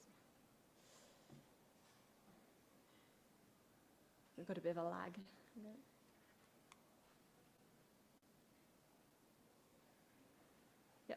There we go. So, like I say, I'm going to talk to you today about the slurries and the manures. So the stuff that's coming out of our super efficient livestock. So super valuable source of nutrients in terms of the waste that comes out of our livestock systems. Around 65% of farms in the UK do apply manure or slurry to at least one field of their land. So this is taken from the British Survey of Fertiliser Practice. And in terms of putting a value on how much slurry and farmyard manures that actually is, we've got around 72 million tonnes of handled manures, so your farmyard manures, your slurry, your poultry manures, and this is added to land in England and Wales, with a further 73 million tonnes, so about 50-50, coming from your grazing livestock. So we've got, within our sustainable system, we've got our healthy animals eating the net zero produced food, but we need to think about what we do with the waste that these animals are going to be producing as well. So agriculture is notoriously hard to decarbonise, and we've mentioned the reliance on inorganic or manufactured fertilisers associated with big greenhouse gas emission release, particularly nitrous oxide, high energy costs to produce them, and reliance on finite resources such as your phosphate rocks as well. So we can get some of those nutrients back, recover them from livestock wastes. This figure just down here, spoilers, jumping ahead, but the figure at the bottom is showing inorganic fertiliser used from 2017 to 2021 in the UK, and you can see the majority of that is coming from nitrogen. So we could recover some of these nutrients from our slurries, from our manures, and recycle them back onto land to reduce some of those greenhouse gas emissions associated with livestock production and reduce our reliance upon these inorganic fertilisers. But to note, slurries and manures do produce their own greenhouse gas emissions as well, particularly methane through storage. There are ways that we can mitigate this, so thinking about the ways that you store your manures or your slurries, so can we cover them, and the different methods that we apply them to land. But the part that I want to talk about today is if we're going to take these manures and slurries, try and use them to replace the inorganic fertilisers, we need to consider that the slurries, the manures, contain more than just the nutrients. So first project that I want to talk to you about has a really snappy title, Assessing Agroecology Benefits and Novel Chemical and AMR, so Antimicrobial Resistance Risks, in Adopting a Sanitation Agriculture Circular Economy. So a bit of a mouthful there, apologies for that. But as we've mentioned, we are challenged with producing food from lands that have soils depleted in nutrients. We're seeing declining yields. We have predicted reductions in rainfall in key agricultural producing areas. So big challenge to produce the food that we need. but we can take some of those nutrients, we can recycle manures and slurries back onto the land through the circular economy. And by doing so, we're reducing our reliance upon those inorganic fertilizers, reducing greenhouse gas emissions, but there's also benefits to soil health as well there too. However, if we are going to encourage the use of slurries and manures at a higher level, we need to think about the risks and the challenges of doing so and the barriers in place to allow us to use them within a safe, within a sustainable system. And the main real challenge there is the antimicrobial and antibiotic usage on farms. And really, within a farm setting, we don't really know the risk to health of our livestock or humans, or to the environment from the transmission of these antimicrobial molecules or antimicrobial resistance genes in a farm setting. So, as part of this project, we're working really closely with stakeholder partners, industry, academia, and one of our first outputs has been to put together a conceptual model. So this is really focusing on the antimicrobial resistance risk. So thinking about where those sources of AMR are in the environment and how they move from the environment to our receptors. So the receptors could be the land, it could be the soil, it could be us, our livestock, invertebrates, the microbes. There's movement within those systems as well. But the part that we're particularly interested in are the risk drivers, so the red box at the top right up here. So if we are going to be putting our slurries, our manures onto land, and we want to do it in a safe and sustainable way, what factors do we need to consider to try and reduce the risk of antimicrobial resistance? So the main one, antimicrobial usage, pharmaceutical usage on your farms, but also thinking about things like agricultural fungicides, detergents used on farm, health status of your animal, pathogen presence, thinking about the co-occurrence of these as well. So are we putting pathogens into an area where we've got a nice healthy microbiome in the soil, or have we got challenges there? Environmental factors, so if we're thinking about temperature, are we putting a selection pressure on a particular microbial community present in that slurry or that manure that might be increasing the risk of passing on these genes? Thinking about the type of farm we have, thinking about the type of manure or slurry we're going to be applying to the land, how we're going to do it, when we're going to do it, and like I say, it's really important to consider the mixing of these microbial communities as well. So we've got very, very rich microbial community in your slurry and your manure, and you're adding that to a very rich microbial community in the soil. So this has really been thinking about how these antimicrobial resistance genes and pathogens can move within the system. This is a work in progress, so if there is a big glaring omission, please do let me know about that. And essentially what we're trying to do is work with our stakeholder partners to develop a risk assessment framework to try and mitigate some of these antimicrobial resistance risks. And essentially the overall goal is to reduce the greenhouse gas emissions from agriculture in a safe and sustainable way. And the last part that I just want to talk to you about is our insect bioreactor. So we're working with Entocycle on this, and it should, fingers crossed, be up and running in July this year. It's essentially a mobile walk-in unit, and we will be using black soldier fly initially, but there is scope to look at all sorts of different insect species. Essentially, we know that insects can take food waste and produce high-quality protein and produce high-quality frass, so the waste that's left over, and that can be a rich fertilizer to be put back onto the land. But we're particularly interested in thinking about how can these insects valorize the waste from the livestock, from manure and from slurry. So can we use them to increase the quality of the slurry and the manures before we put them onto the land? So from a microbiome perspective, I'm interested in looking at what the insects do to that microbial community in the slurry.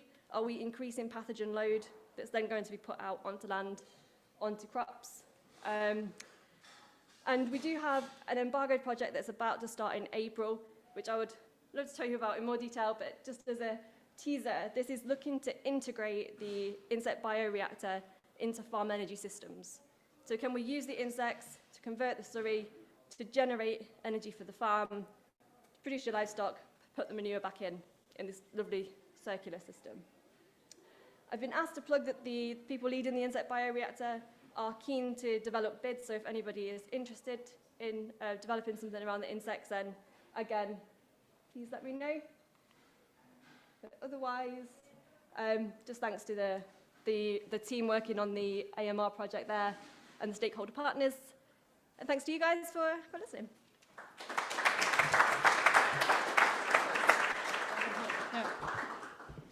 Okay, thanks, Katie. So I will ask the different speakers please to come in order to maybe answer a couple of questions if the audience have some. Otherwise, I have some.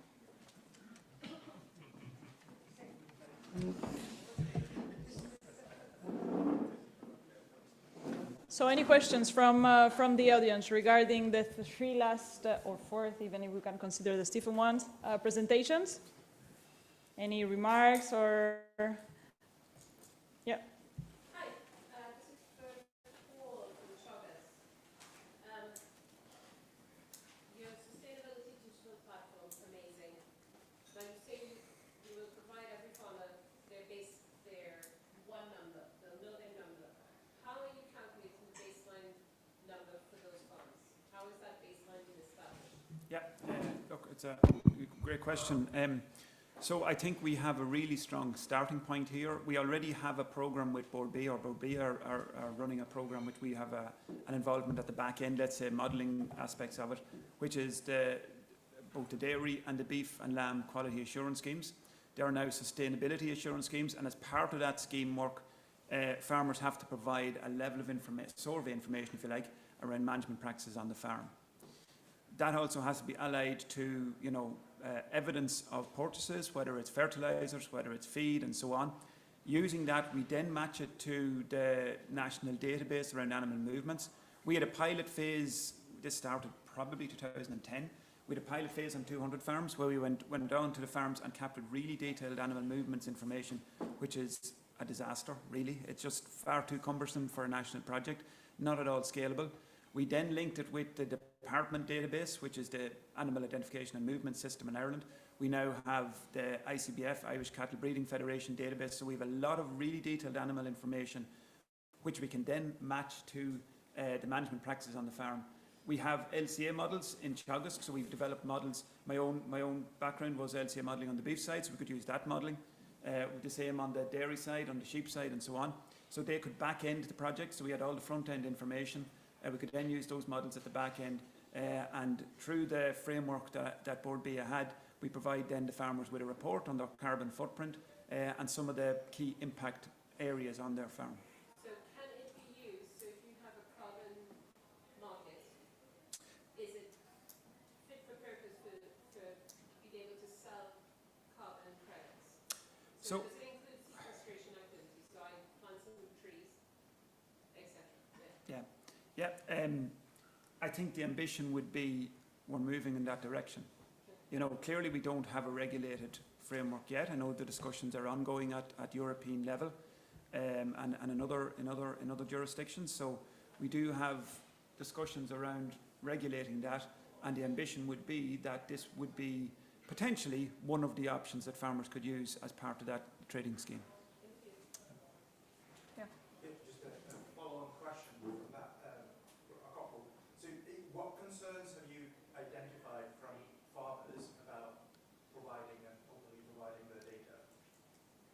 Okay, yeah, lots. So it's the answer, yeah. I mean, there is a big concern around, firstly, just general information sharing. So this is, even in its current phase, it's a voluntary carbon information education program. Ultimately, it may become something more formalized, let's say, as the sector moves that way and as industry moves that way. So there is a divorce between, if you like, that information being used for to return back to the farmers as a carbon footprint, and that information being shared. So we don't share that at the moment. That's not used for any regulatory purpose. Indeed, the information we get from the Department of Agriculture, we have to get agreement from the farmer to access that information to use it. But that information isn't used for any other regulatory purpose. But there are concerns around it, and that's just at information sharing level. Then when it comes to the carbon trading level and around who owns the carbon and if you trade it, and you know, you have a very, let's say, profitable sector that maybe obviously be keen on, exactly, and you have a less profitable sector that, you know, so it's challenging. There's lots of questions around it. And the final point, I guess, around sequestration, we need to develop those verified coefficients that we can use as part of the trading scheme. So the second question was more around the carbon reduction columns. So I thought it was really interesting that you mentioned that there was no negative effect on daily life weight gains or metrics, but there didn't seem to be a positive effect. So the cost is borne by the farm, or are there any thoughts about who would cover that cost? Yeah, again, look, it's a really good question, and at the moment we don't have a view on it, or it's not our, let's say, role to have a view on it. But clearly, if there isn't a performance benefit, why would a farmer use it? Unless there's a regulatory environment that requires it, and if there's a regulatory environment to use something that costs money that doesn't give you a benefit, is that subsidised in some way, or how is that paid for? At the moment, what we have in our figures in terms of the government report is it'll cost somewhere between 80 and 100 euros per cow, and maybe about 25 to 30 euros on a beef animal side, because you don't use it as much. So who pays for that when there's no benefit? Now, the other products that are coming through, there seems to be some tendency towards a livestock performance benefit, but that's very early data. So let's wait and see. Yeah. Yes, please.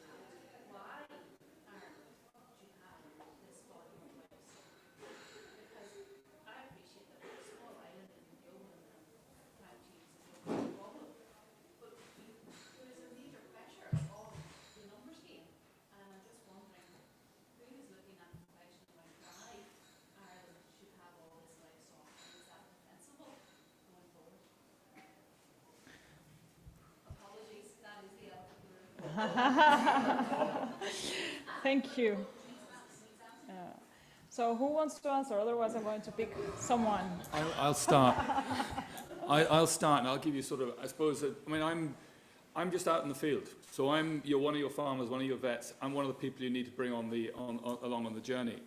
And I mean, one of the things that we as an island are very proud of is the fact that we grow a lot of grass, and our climate lets us grow a lot of grass. We live in a very damp, warm climate. It's fairly unique for Europe because we can actually grow grass. And in fact, we're not very good at a lot of the rest of the land about growing anything else. Yes, we could go and put it all into trees. That's one thing you could possibly do. But if you're going to try and produce food off it, you do need a ruminant somewhere in the equation, okay?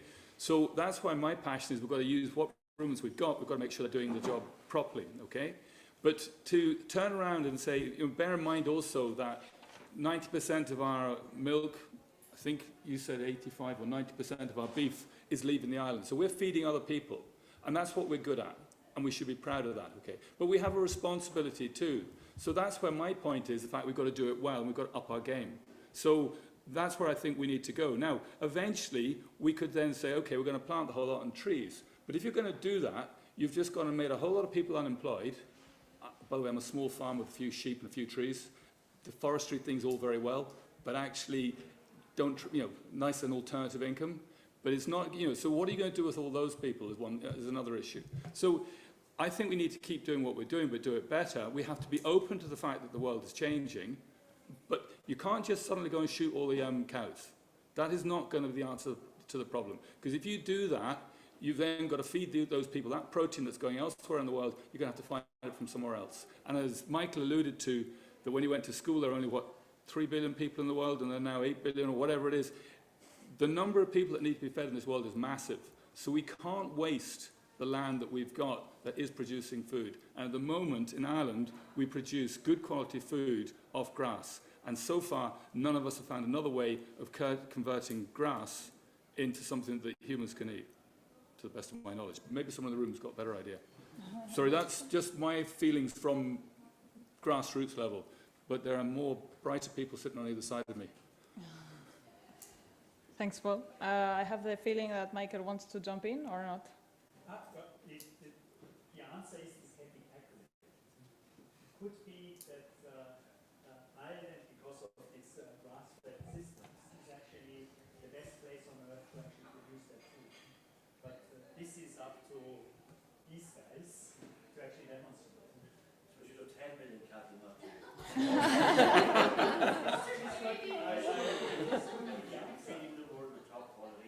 stop producing alcohol, wine, sugar and chocolate. They're the sources of bad health and they're the sources of greenhouse gas emissions for absolutely no nutritional benefit. Will someone please ask that question, someone? You also have to a rather large company in EIT Food, chocolate, sugar, alcohol, coffee. Stop it, no one knows the difference and we'll solve the greenhouse gas problem. But don't stop me making top quality protein and fats that's feeding the world with nutritional costs. Now you said protein, you didn't say meat. Is there not an opportunity to diversify?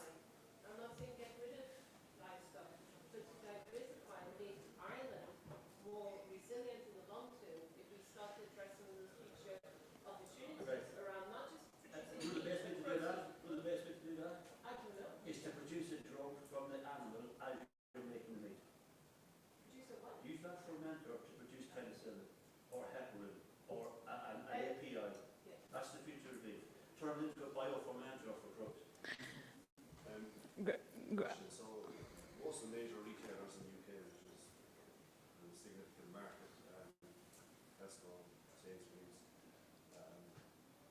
the rest of Marks and Spencer's and so on, have signed up to the WWF Basket Initiative, which aims to have a 50-50 animal protein to plant-based protein and say by 2030. So that's what the retailers are looking at.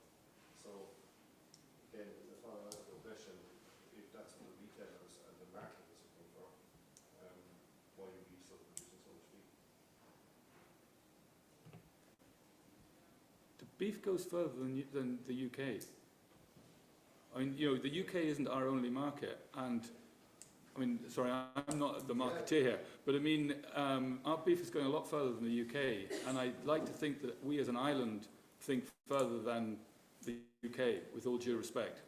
I mean, the only thing we're worrying about in the UK at the moment is the English rugby team coming over, and we're not worrying too much about that. Maybe we should.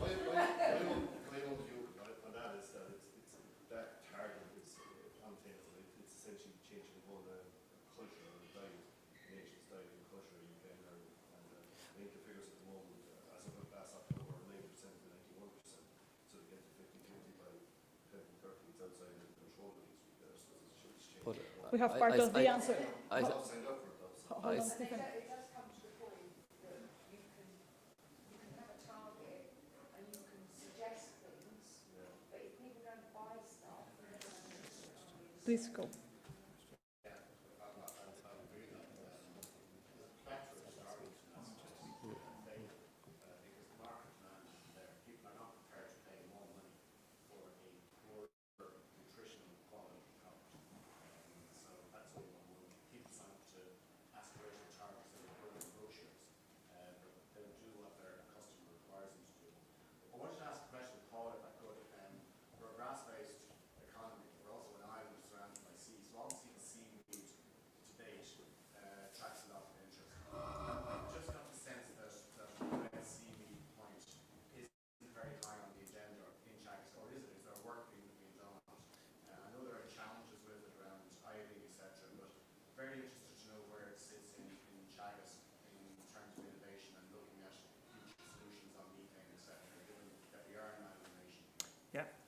So we have looked at it. We had a funded project, Sea Solutions, which looked at different seaweed compounds and so on.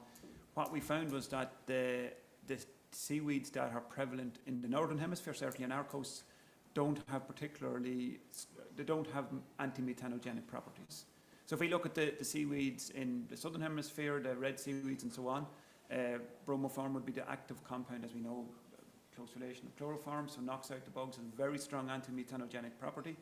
The seaweeds that we have, that we grow, the brown seaweeds, not particularly effective based on our studies. But what about red? Pardon? What about red? We don't grow enough of it. So if we would need to grow a huge amount of it, probably artificially, some sort of an aquacultural industry, to produce enough that would give us the quantities we would need to have an effect. Some people think they could grow asparagus, Yeah.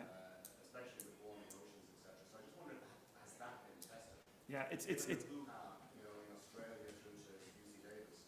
Yeah. Is that something that's looked at here? Yeah. Is there a specific issue around livestock and using as a possible solution? Yeah, absolutely, and it's part of that complex of tasks within the Sea Solutions study. So the first part was to see, okay, what we have at the moment, what we can get access to it, what effect does it have? We know that the Asparagopsis does have a very strong methane reducing impact. So again, I go back to the point, we don't grow that necessarily in the quantities we would need, but future projects might look at can we produce enough. The point you said linseed oil. Yeah. That's the one. We have researched linseed oil 20 years ago. Yeah. For improving the nutritional value of beef. So the husbandry, the practices, not to cause any issues, it's done and dusted. You're not at the behest of a proprietary technology from the Netherlands. That's the one. Get it going. That gets you 12-15% savings. Your quids in and your beef will be slightly healthier. Yeah. Yeah, it's a good point, and But the science has been done. University of Bristol did it. I think Teagasc. Yeah. The husbandry's done. That can be resurrected and get started on. Yeah, absolutely. I mean, the part of the country where I'm from historically was a linseed producer. You know, if you look at Northern Ireland, Belfast, right down to the border counties, was a really strong flax part of the country, potentially produced a lot of linseed. And the work out of UCD and out of Grange and out of Teagasc going back to the mid-2000s showed a very strong, again, it's 10 to 15% now. It's less than the product that they're looking at the moment. But could be optimised. If people took the fatty acid business seriously, where you have 30 different types of oils, it could be optimised. Plus slow release mechanisms. It could be incorporated into a pellet or whatever that has the right release properties. Yeah. We could have a research call, I'd say. Maybe that could be one for April, maybe. Just back on the last point, sorry, but I think it's important to point out this thing about, Joe, I think your point about the targets of less red meat. We have a growing population. We probably, maybe our markets might be slightly different in the years ahead, but we were wrote off probably about 10 years ago. I think if you listen to it, there was going to be no beef, and there still is. So we're obviously doing something right. That's not to say we're going to need to do the same things for the next 10 years, and probably the likes of people in the room here getting together, getting new research products up and going. But we have a really good product. It is very sustainable compared to the rest, so it is, and it's a highly nutritious and taste. It's an excellent product. So it's not all bad, but we do need to do more. So I can't see myself not eating beef in 10 years' time. Yeah, I don't understand why all the people are signed up to that aspect of this initiative. I think Michael's point is key. We have to start taking agriculture seriously, like Intel made chips and Guinness made beer. We have to take agriculture seriously, scientifically. R&D, do it by the science, and develop a structure where we can get stuff done. We can get AI into the structure here and basic stuff. Okay, so I will stop with those beautiful words in order to continue during the lunch. Okay, so thank you very much for all our speakers. I know that we are out of time.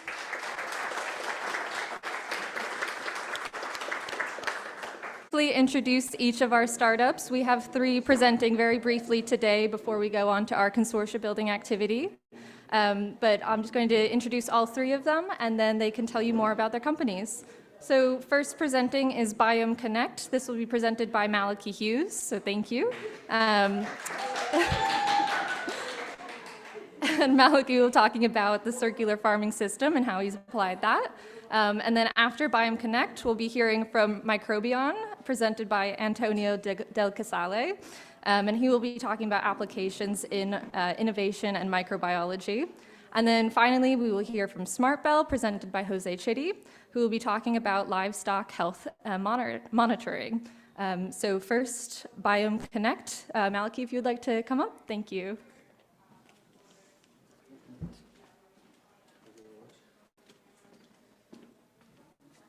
It's a very quick presentation, so I'm just going to read it out, just to get a bit more information into as little time as possible.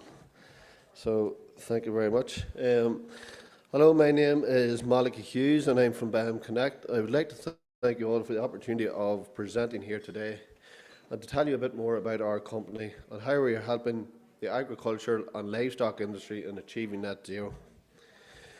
We started Biome Connect back in 2020 because we recognised that we do have to work closely with nature, but also to help farmers improve farm efficiencies, systems and processes that are in place. Working with nature is our only way to a truly sustainable food production system. As you can see, we focus on a circular farming system. We also focus on biology and how it is playing a major role within our everyday lives.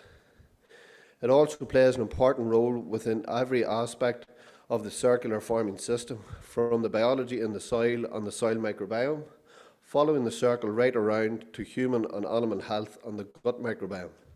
This is all having an impact on the world around us. We focus on the synergies of soil, plant, animal waste cycle, and by showing farmers how we work with nature and naturally occurring biology, we have helped them reduce their costs, but also helped them with their environmental impact. We have helped farmers reduce their fertiliser bills, reduce labour costs, improve time management, while also reducing their carbon emissions. It is not a one-size-fits-all approach, but each part of this diagram highlights the need and importance of taking all aspects of the food production system into consideration. Livestock and grazing animals, for example, have been playing a pivotal role in many living, healthy ecosystems for thousands of years. It goes back to biology, soil functions, and soil, plant, animal manure cycle. Everything is connected through biology and the soil microbiome. Livestock are part of a natural carbon cycle, grazing on diverse covers and returning nutrients and organic matter back to the soil, in turn driving soil biology and natural soil plant functions. This process has to be maximised to its full potential. Following on from the circular farming model, just one example of how we are working with the industry leaders and farmers in tackling net zero is through the bokashi system. This is a Japanese process we promote, and to put it simply, it is a way of taking your farmyard manure and fermenting it. This is then returned onto the land to feed soil structures and take full advantage of nutrients and organic matter that are already existing on farm. There are many benefits to this process, but one of the main benefits we recognised was it was an achievable goal on farm. We have taken this approach right through our business and have shown that small achievable goals will make a big difference, and the bokashi system is just one example of that. This one small change has many benefits. The biology improves the living environment within the livestock housing. Bokashi opens up the alternative management options for farmyard manure. It also creates a nutrient-rich pre-digested food for soil and soil microbes. Bokashi is the most energy-efficient way of breaking down organic matter. It is the fastest way of increasing soil organic matter and soil carbon when spreading farmyard manure. There are also benefits to the livestock industry as a whole. An example of this is when comparing the bokashi system to traditional methods of storing manures. Within the bokashi system, there are minimal losses at only 3%. Compare this to a composting system where up to 60% of the mass can be lost to the atmosphere through leaching and volatilization. To put this into figures, 100 tonnes of organic matter can lose up to 30 tonnes of carbon to the atmosphere. Along with loss of nitrogen and other important nutrients, this is a huge loss to that could be feeding the soil microbiome and natural plant growth. We have all seen that pile of manure in the corner of the yard reduce significantly. This is a loss to the farmer and also a loss to the industry. The same principles can be used on slurry. It will help this on-farm resource become an even bigger benefit to help reduce expensive and sometimes damaging farm inputs. With a focus on biology and making small changes to current farming systems, this can have a lasting impact on our road to net zero. We have been talking to farmers of the benefits of the circular farming system and how biology will play a vital role in sustainable food production. There is now an opportunity to take this positive message and bring it into the wider community. In collaborating with industry leaders, Biome Connect can help bring a better understanding of how the circular farming system, soil health, farmers and livestock play one of the most important parts of a sustainable food production system, but also the ultimate goal of reaching net zero and beyond. Thank you very much.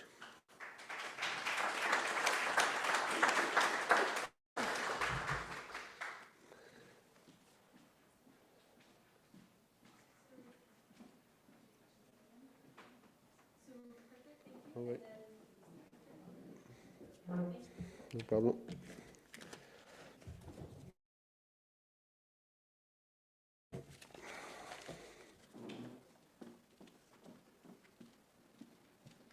Hi, I'm Antonio Del Casale. I'm one of the co-founders of Microbion, and thank you very much for this opportunity to present you Microbion, which is a young company active in the area of the open innovation applied in the agri-food microbiology.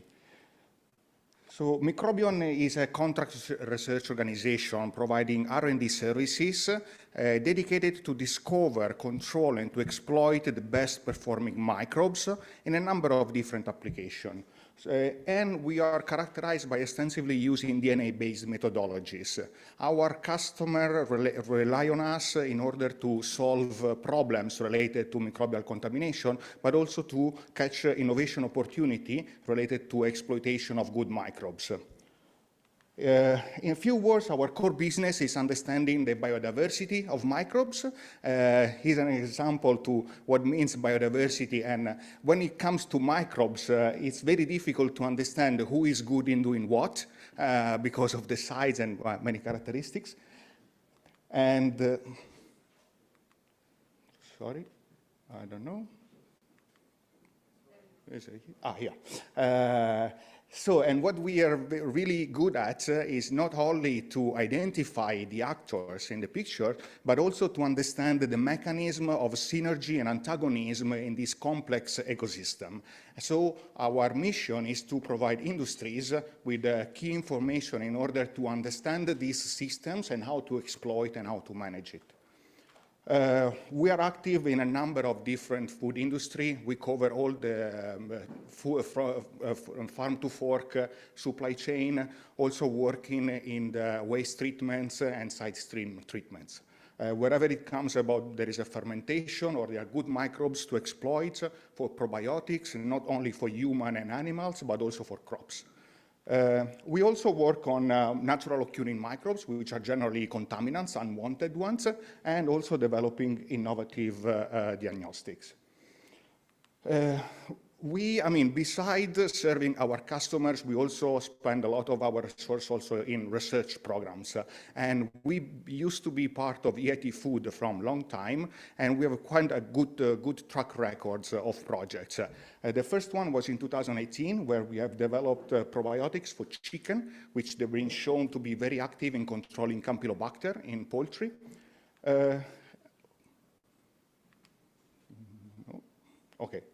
But also we've been developing some portable device for rapid analysis and quality assessment of fish fillets. And we have developed a surrogate of the SARS-CoV-2, which is like a safe virus, very similar to SARS-CoV-2, that is used to model and to prove the efficacy of sanitization products and protocols. This is just an example of what we've been done in the past with EIT Foods with the innovation call. So here now I'm going to present you some ideas, but they are just ideas that I hope they will catch your attention and you would like to discuss further about. One idea is tackling the problem of how to treat agri-food waste and side stream and how to increase the protein in our feeds in a sustainable way. The background is a fermentation process which is being developed and patented by the Verona University, which goes from the use of sludge and agri-food side stream to produce polyhydroxyalkanoate-rich biomass, which can be used to be mixed with feeds to increase the protein level in the feeds. In this project, what we need to do, it is designed as a 2-year project. In the first year, we need to optimize the process, and the second year, we will have some feeding trials. We have designed this project on aquaculture, and we also have like a partner which is specialist in trouts that can be, for the first application.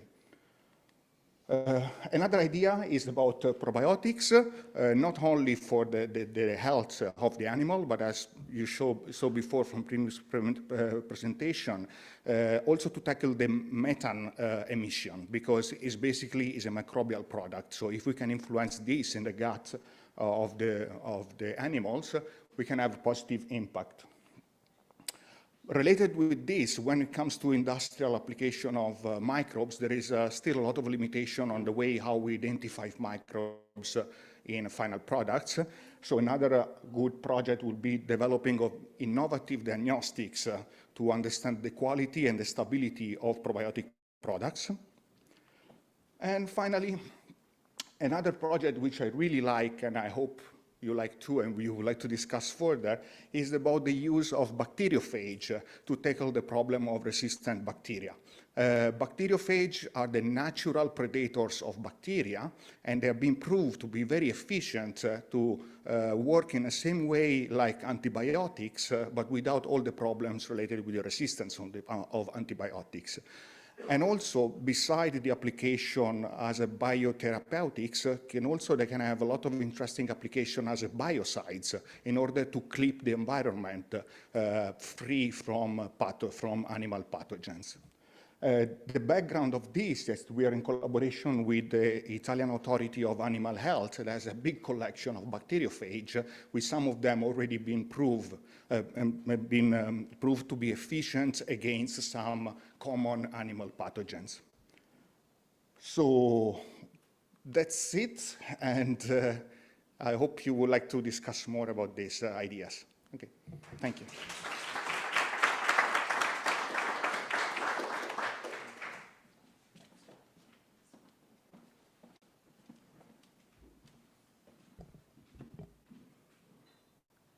It's my turn to test whether the clicker works. Hi, so my name's Jose. I'm one of the founders of Smartbell.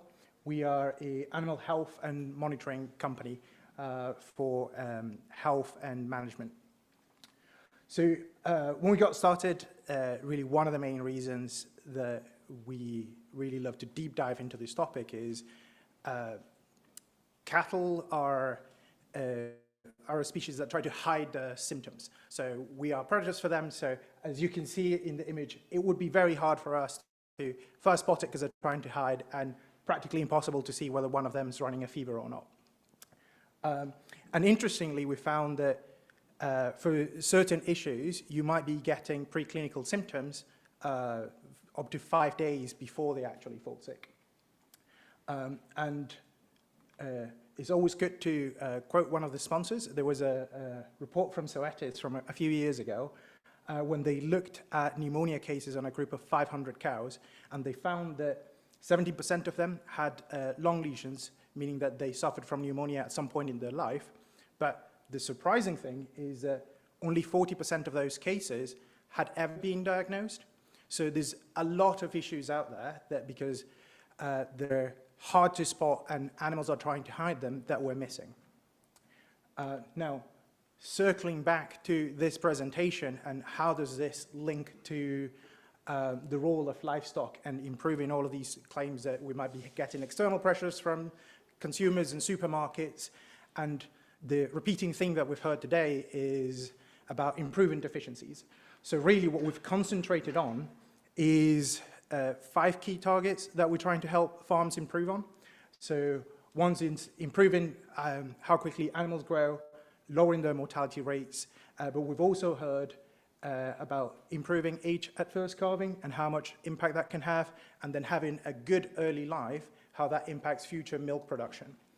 And in terms of the antibiotic question, we're really looking to see whether we can detect some of those early signs and help farms go in with anti-inflammatories and help those calves recover before they have to go into antibiotic treatment. So the way the system works is we've developed a series of sensors, lead of which is an ear tag that monitors the animal's activity, behavior, and it measures the calf's temperature every 5 minutes. And we create a profile of both that animal and the group and measure the differences in the trends that's happened to raise early alerts. Can we go back? Together with that, we see everything as kind of like a pyramid. So at the center, you've got the genetic potential of that animal. So we're looking to monitor both its health and behavior, then also its environment, and then move into monitoring its feeding. So we've also developed a series of sensors for monitoring heat and cold stress. And the other two are really a bit more on the research side. So we've looked at carbon monoxide, ammonia, and particulate matters. And we combined all of that to create a picture of what the environment of the calf is, what's its current situation, and how has that changed, to give the farm every day to get a list of calves to check.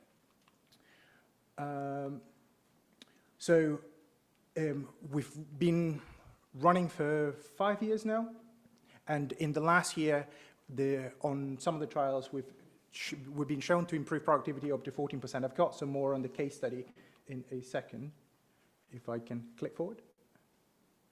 Hope. Right, so this is one of the farms that we've been working for 2 years now. So they're in the southwest of Scotland, and then they rear, it varies between like 3,000 and 5,000 depending on the year, calves per year, and they're in an integrated beef supply chain, and it's mostly dairy-bred beef, like Angus cross calves, and we've done with them 600 calves in batches of 200 across 3 different seasons to see how during winter, spring, and summer that would alter. And we kind of controlled it with half the group. We use tags and mainly just provided alerts and guided the calf rearer as to this morning go check on these calves for the ones that are tagged. And the group that weren't tagged, it was just based on the normal rounds and checks. We recorded weights regularly, and the interesting thing is consistently across all 3 batches with the winter, spring, and autumn, the tags that were the calves that were tagged performed better than the calves that weren't tagged. And then on average, that was about around 40% improvement on growth between the 2 batches. Now, this was only by pointing them in the right direction. So still using the skills of the current herdsperson, but just directing their attention to where the calves had big variabilities. So far, we've monitored around 3,000 calves in kind of a series of both beef and dairy units, as well as we have running projects with a series of research farms. So as well, if you're interested on monitoring calves for a research aspect, come talk to us. And kind of like where we're moving now on is we're collecting a lot of data from calves, and every new project that you apply for funding on, then you have to have a fun acronym for it. So the data flows or DFlows project really was about how can we use the data that we're leveraging into improving the supply chain and moving forward. And as part of that, we've been, for the past year, interviewing both a group of, I think it was about 15, 20 farms and around 12 processors and retailers. And part of my seed question earlier was fears around data, and the common theme around the farms was anxiety about providing the data and how the data can be used against them. So for someone, for example, realizing that they're actually doing really good, so they could be paid less for their cattle.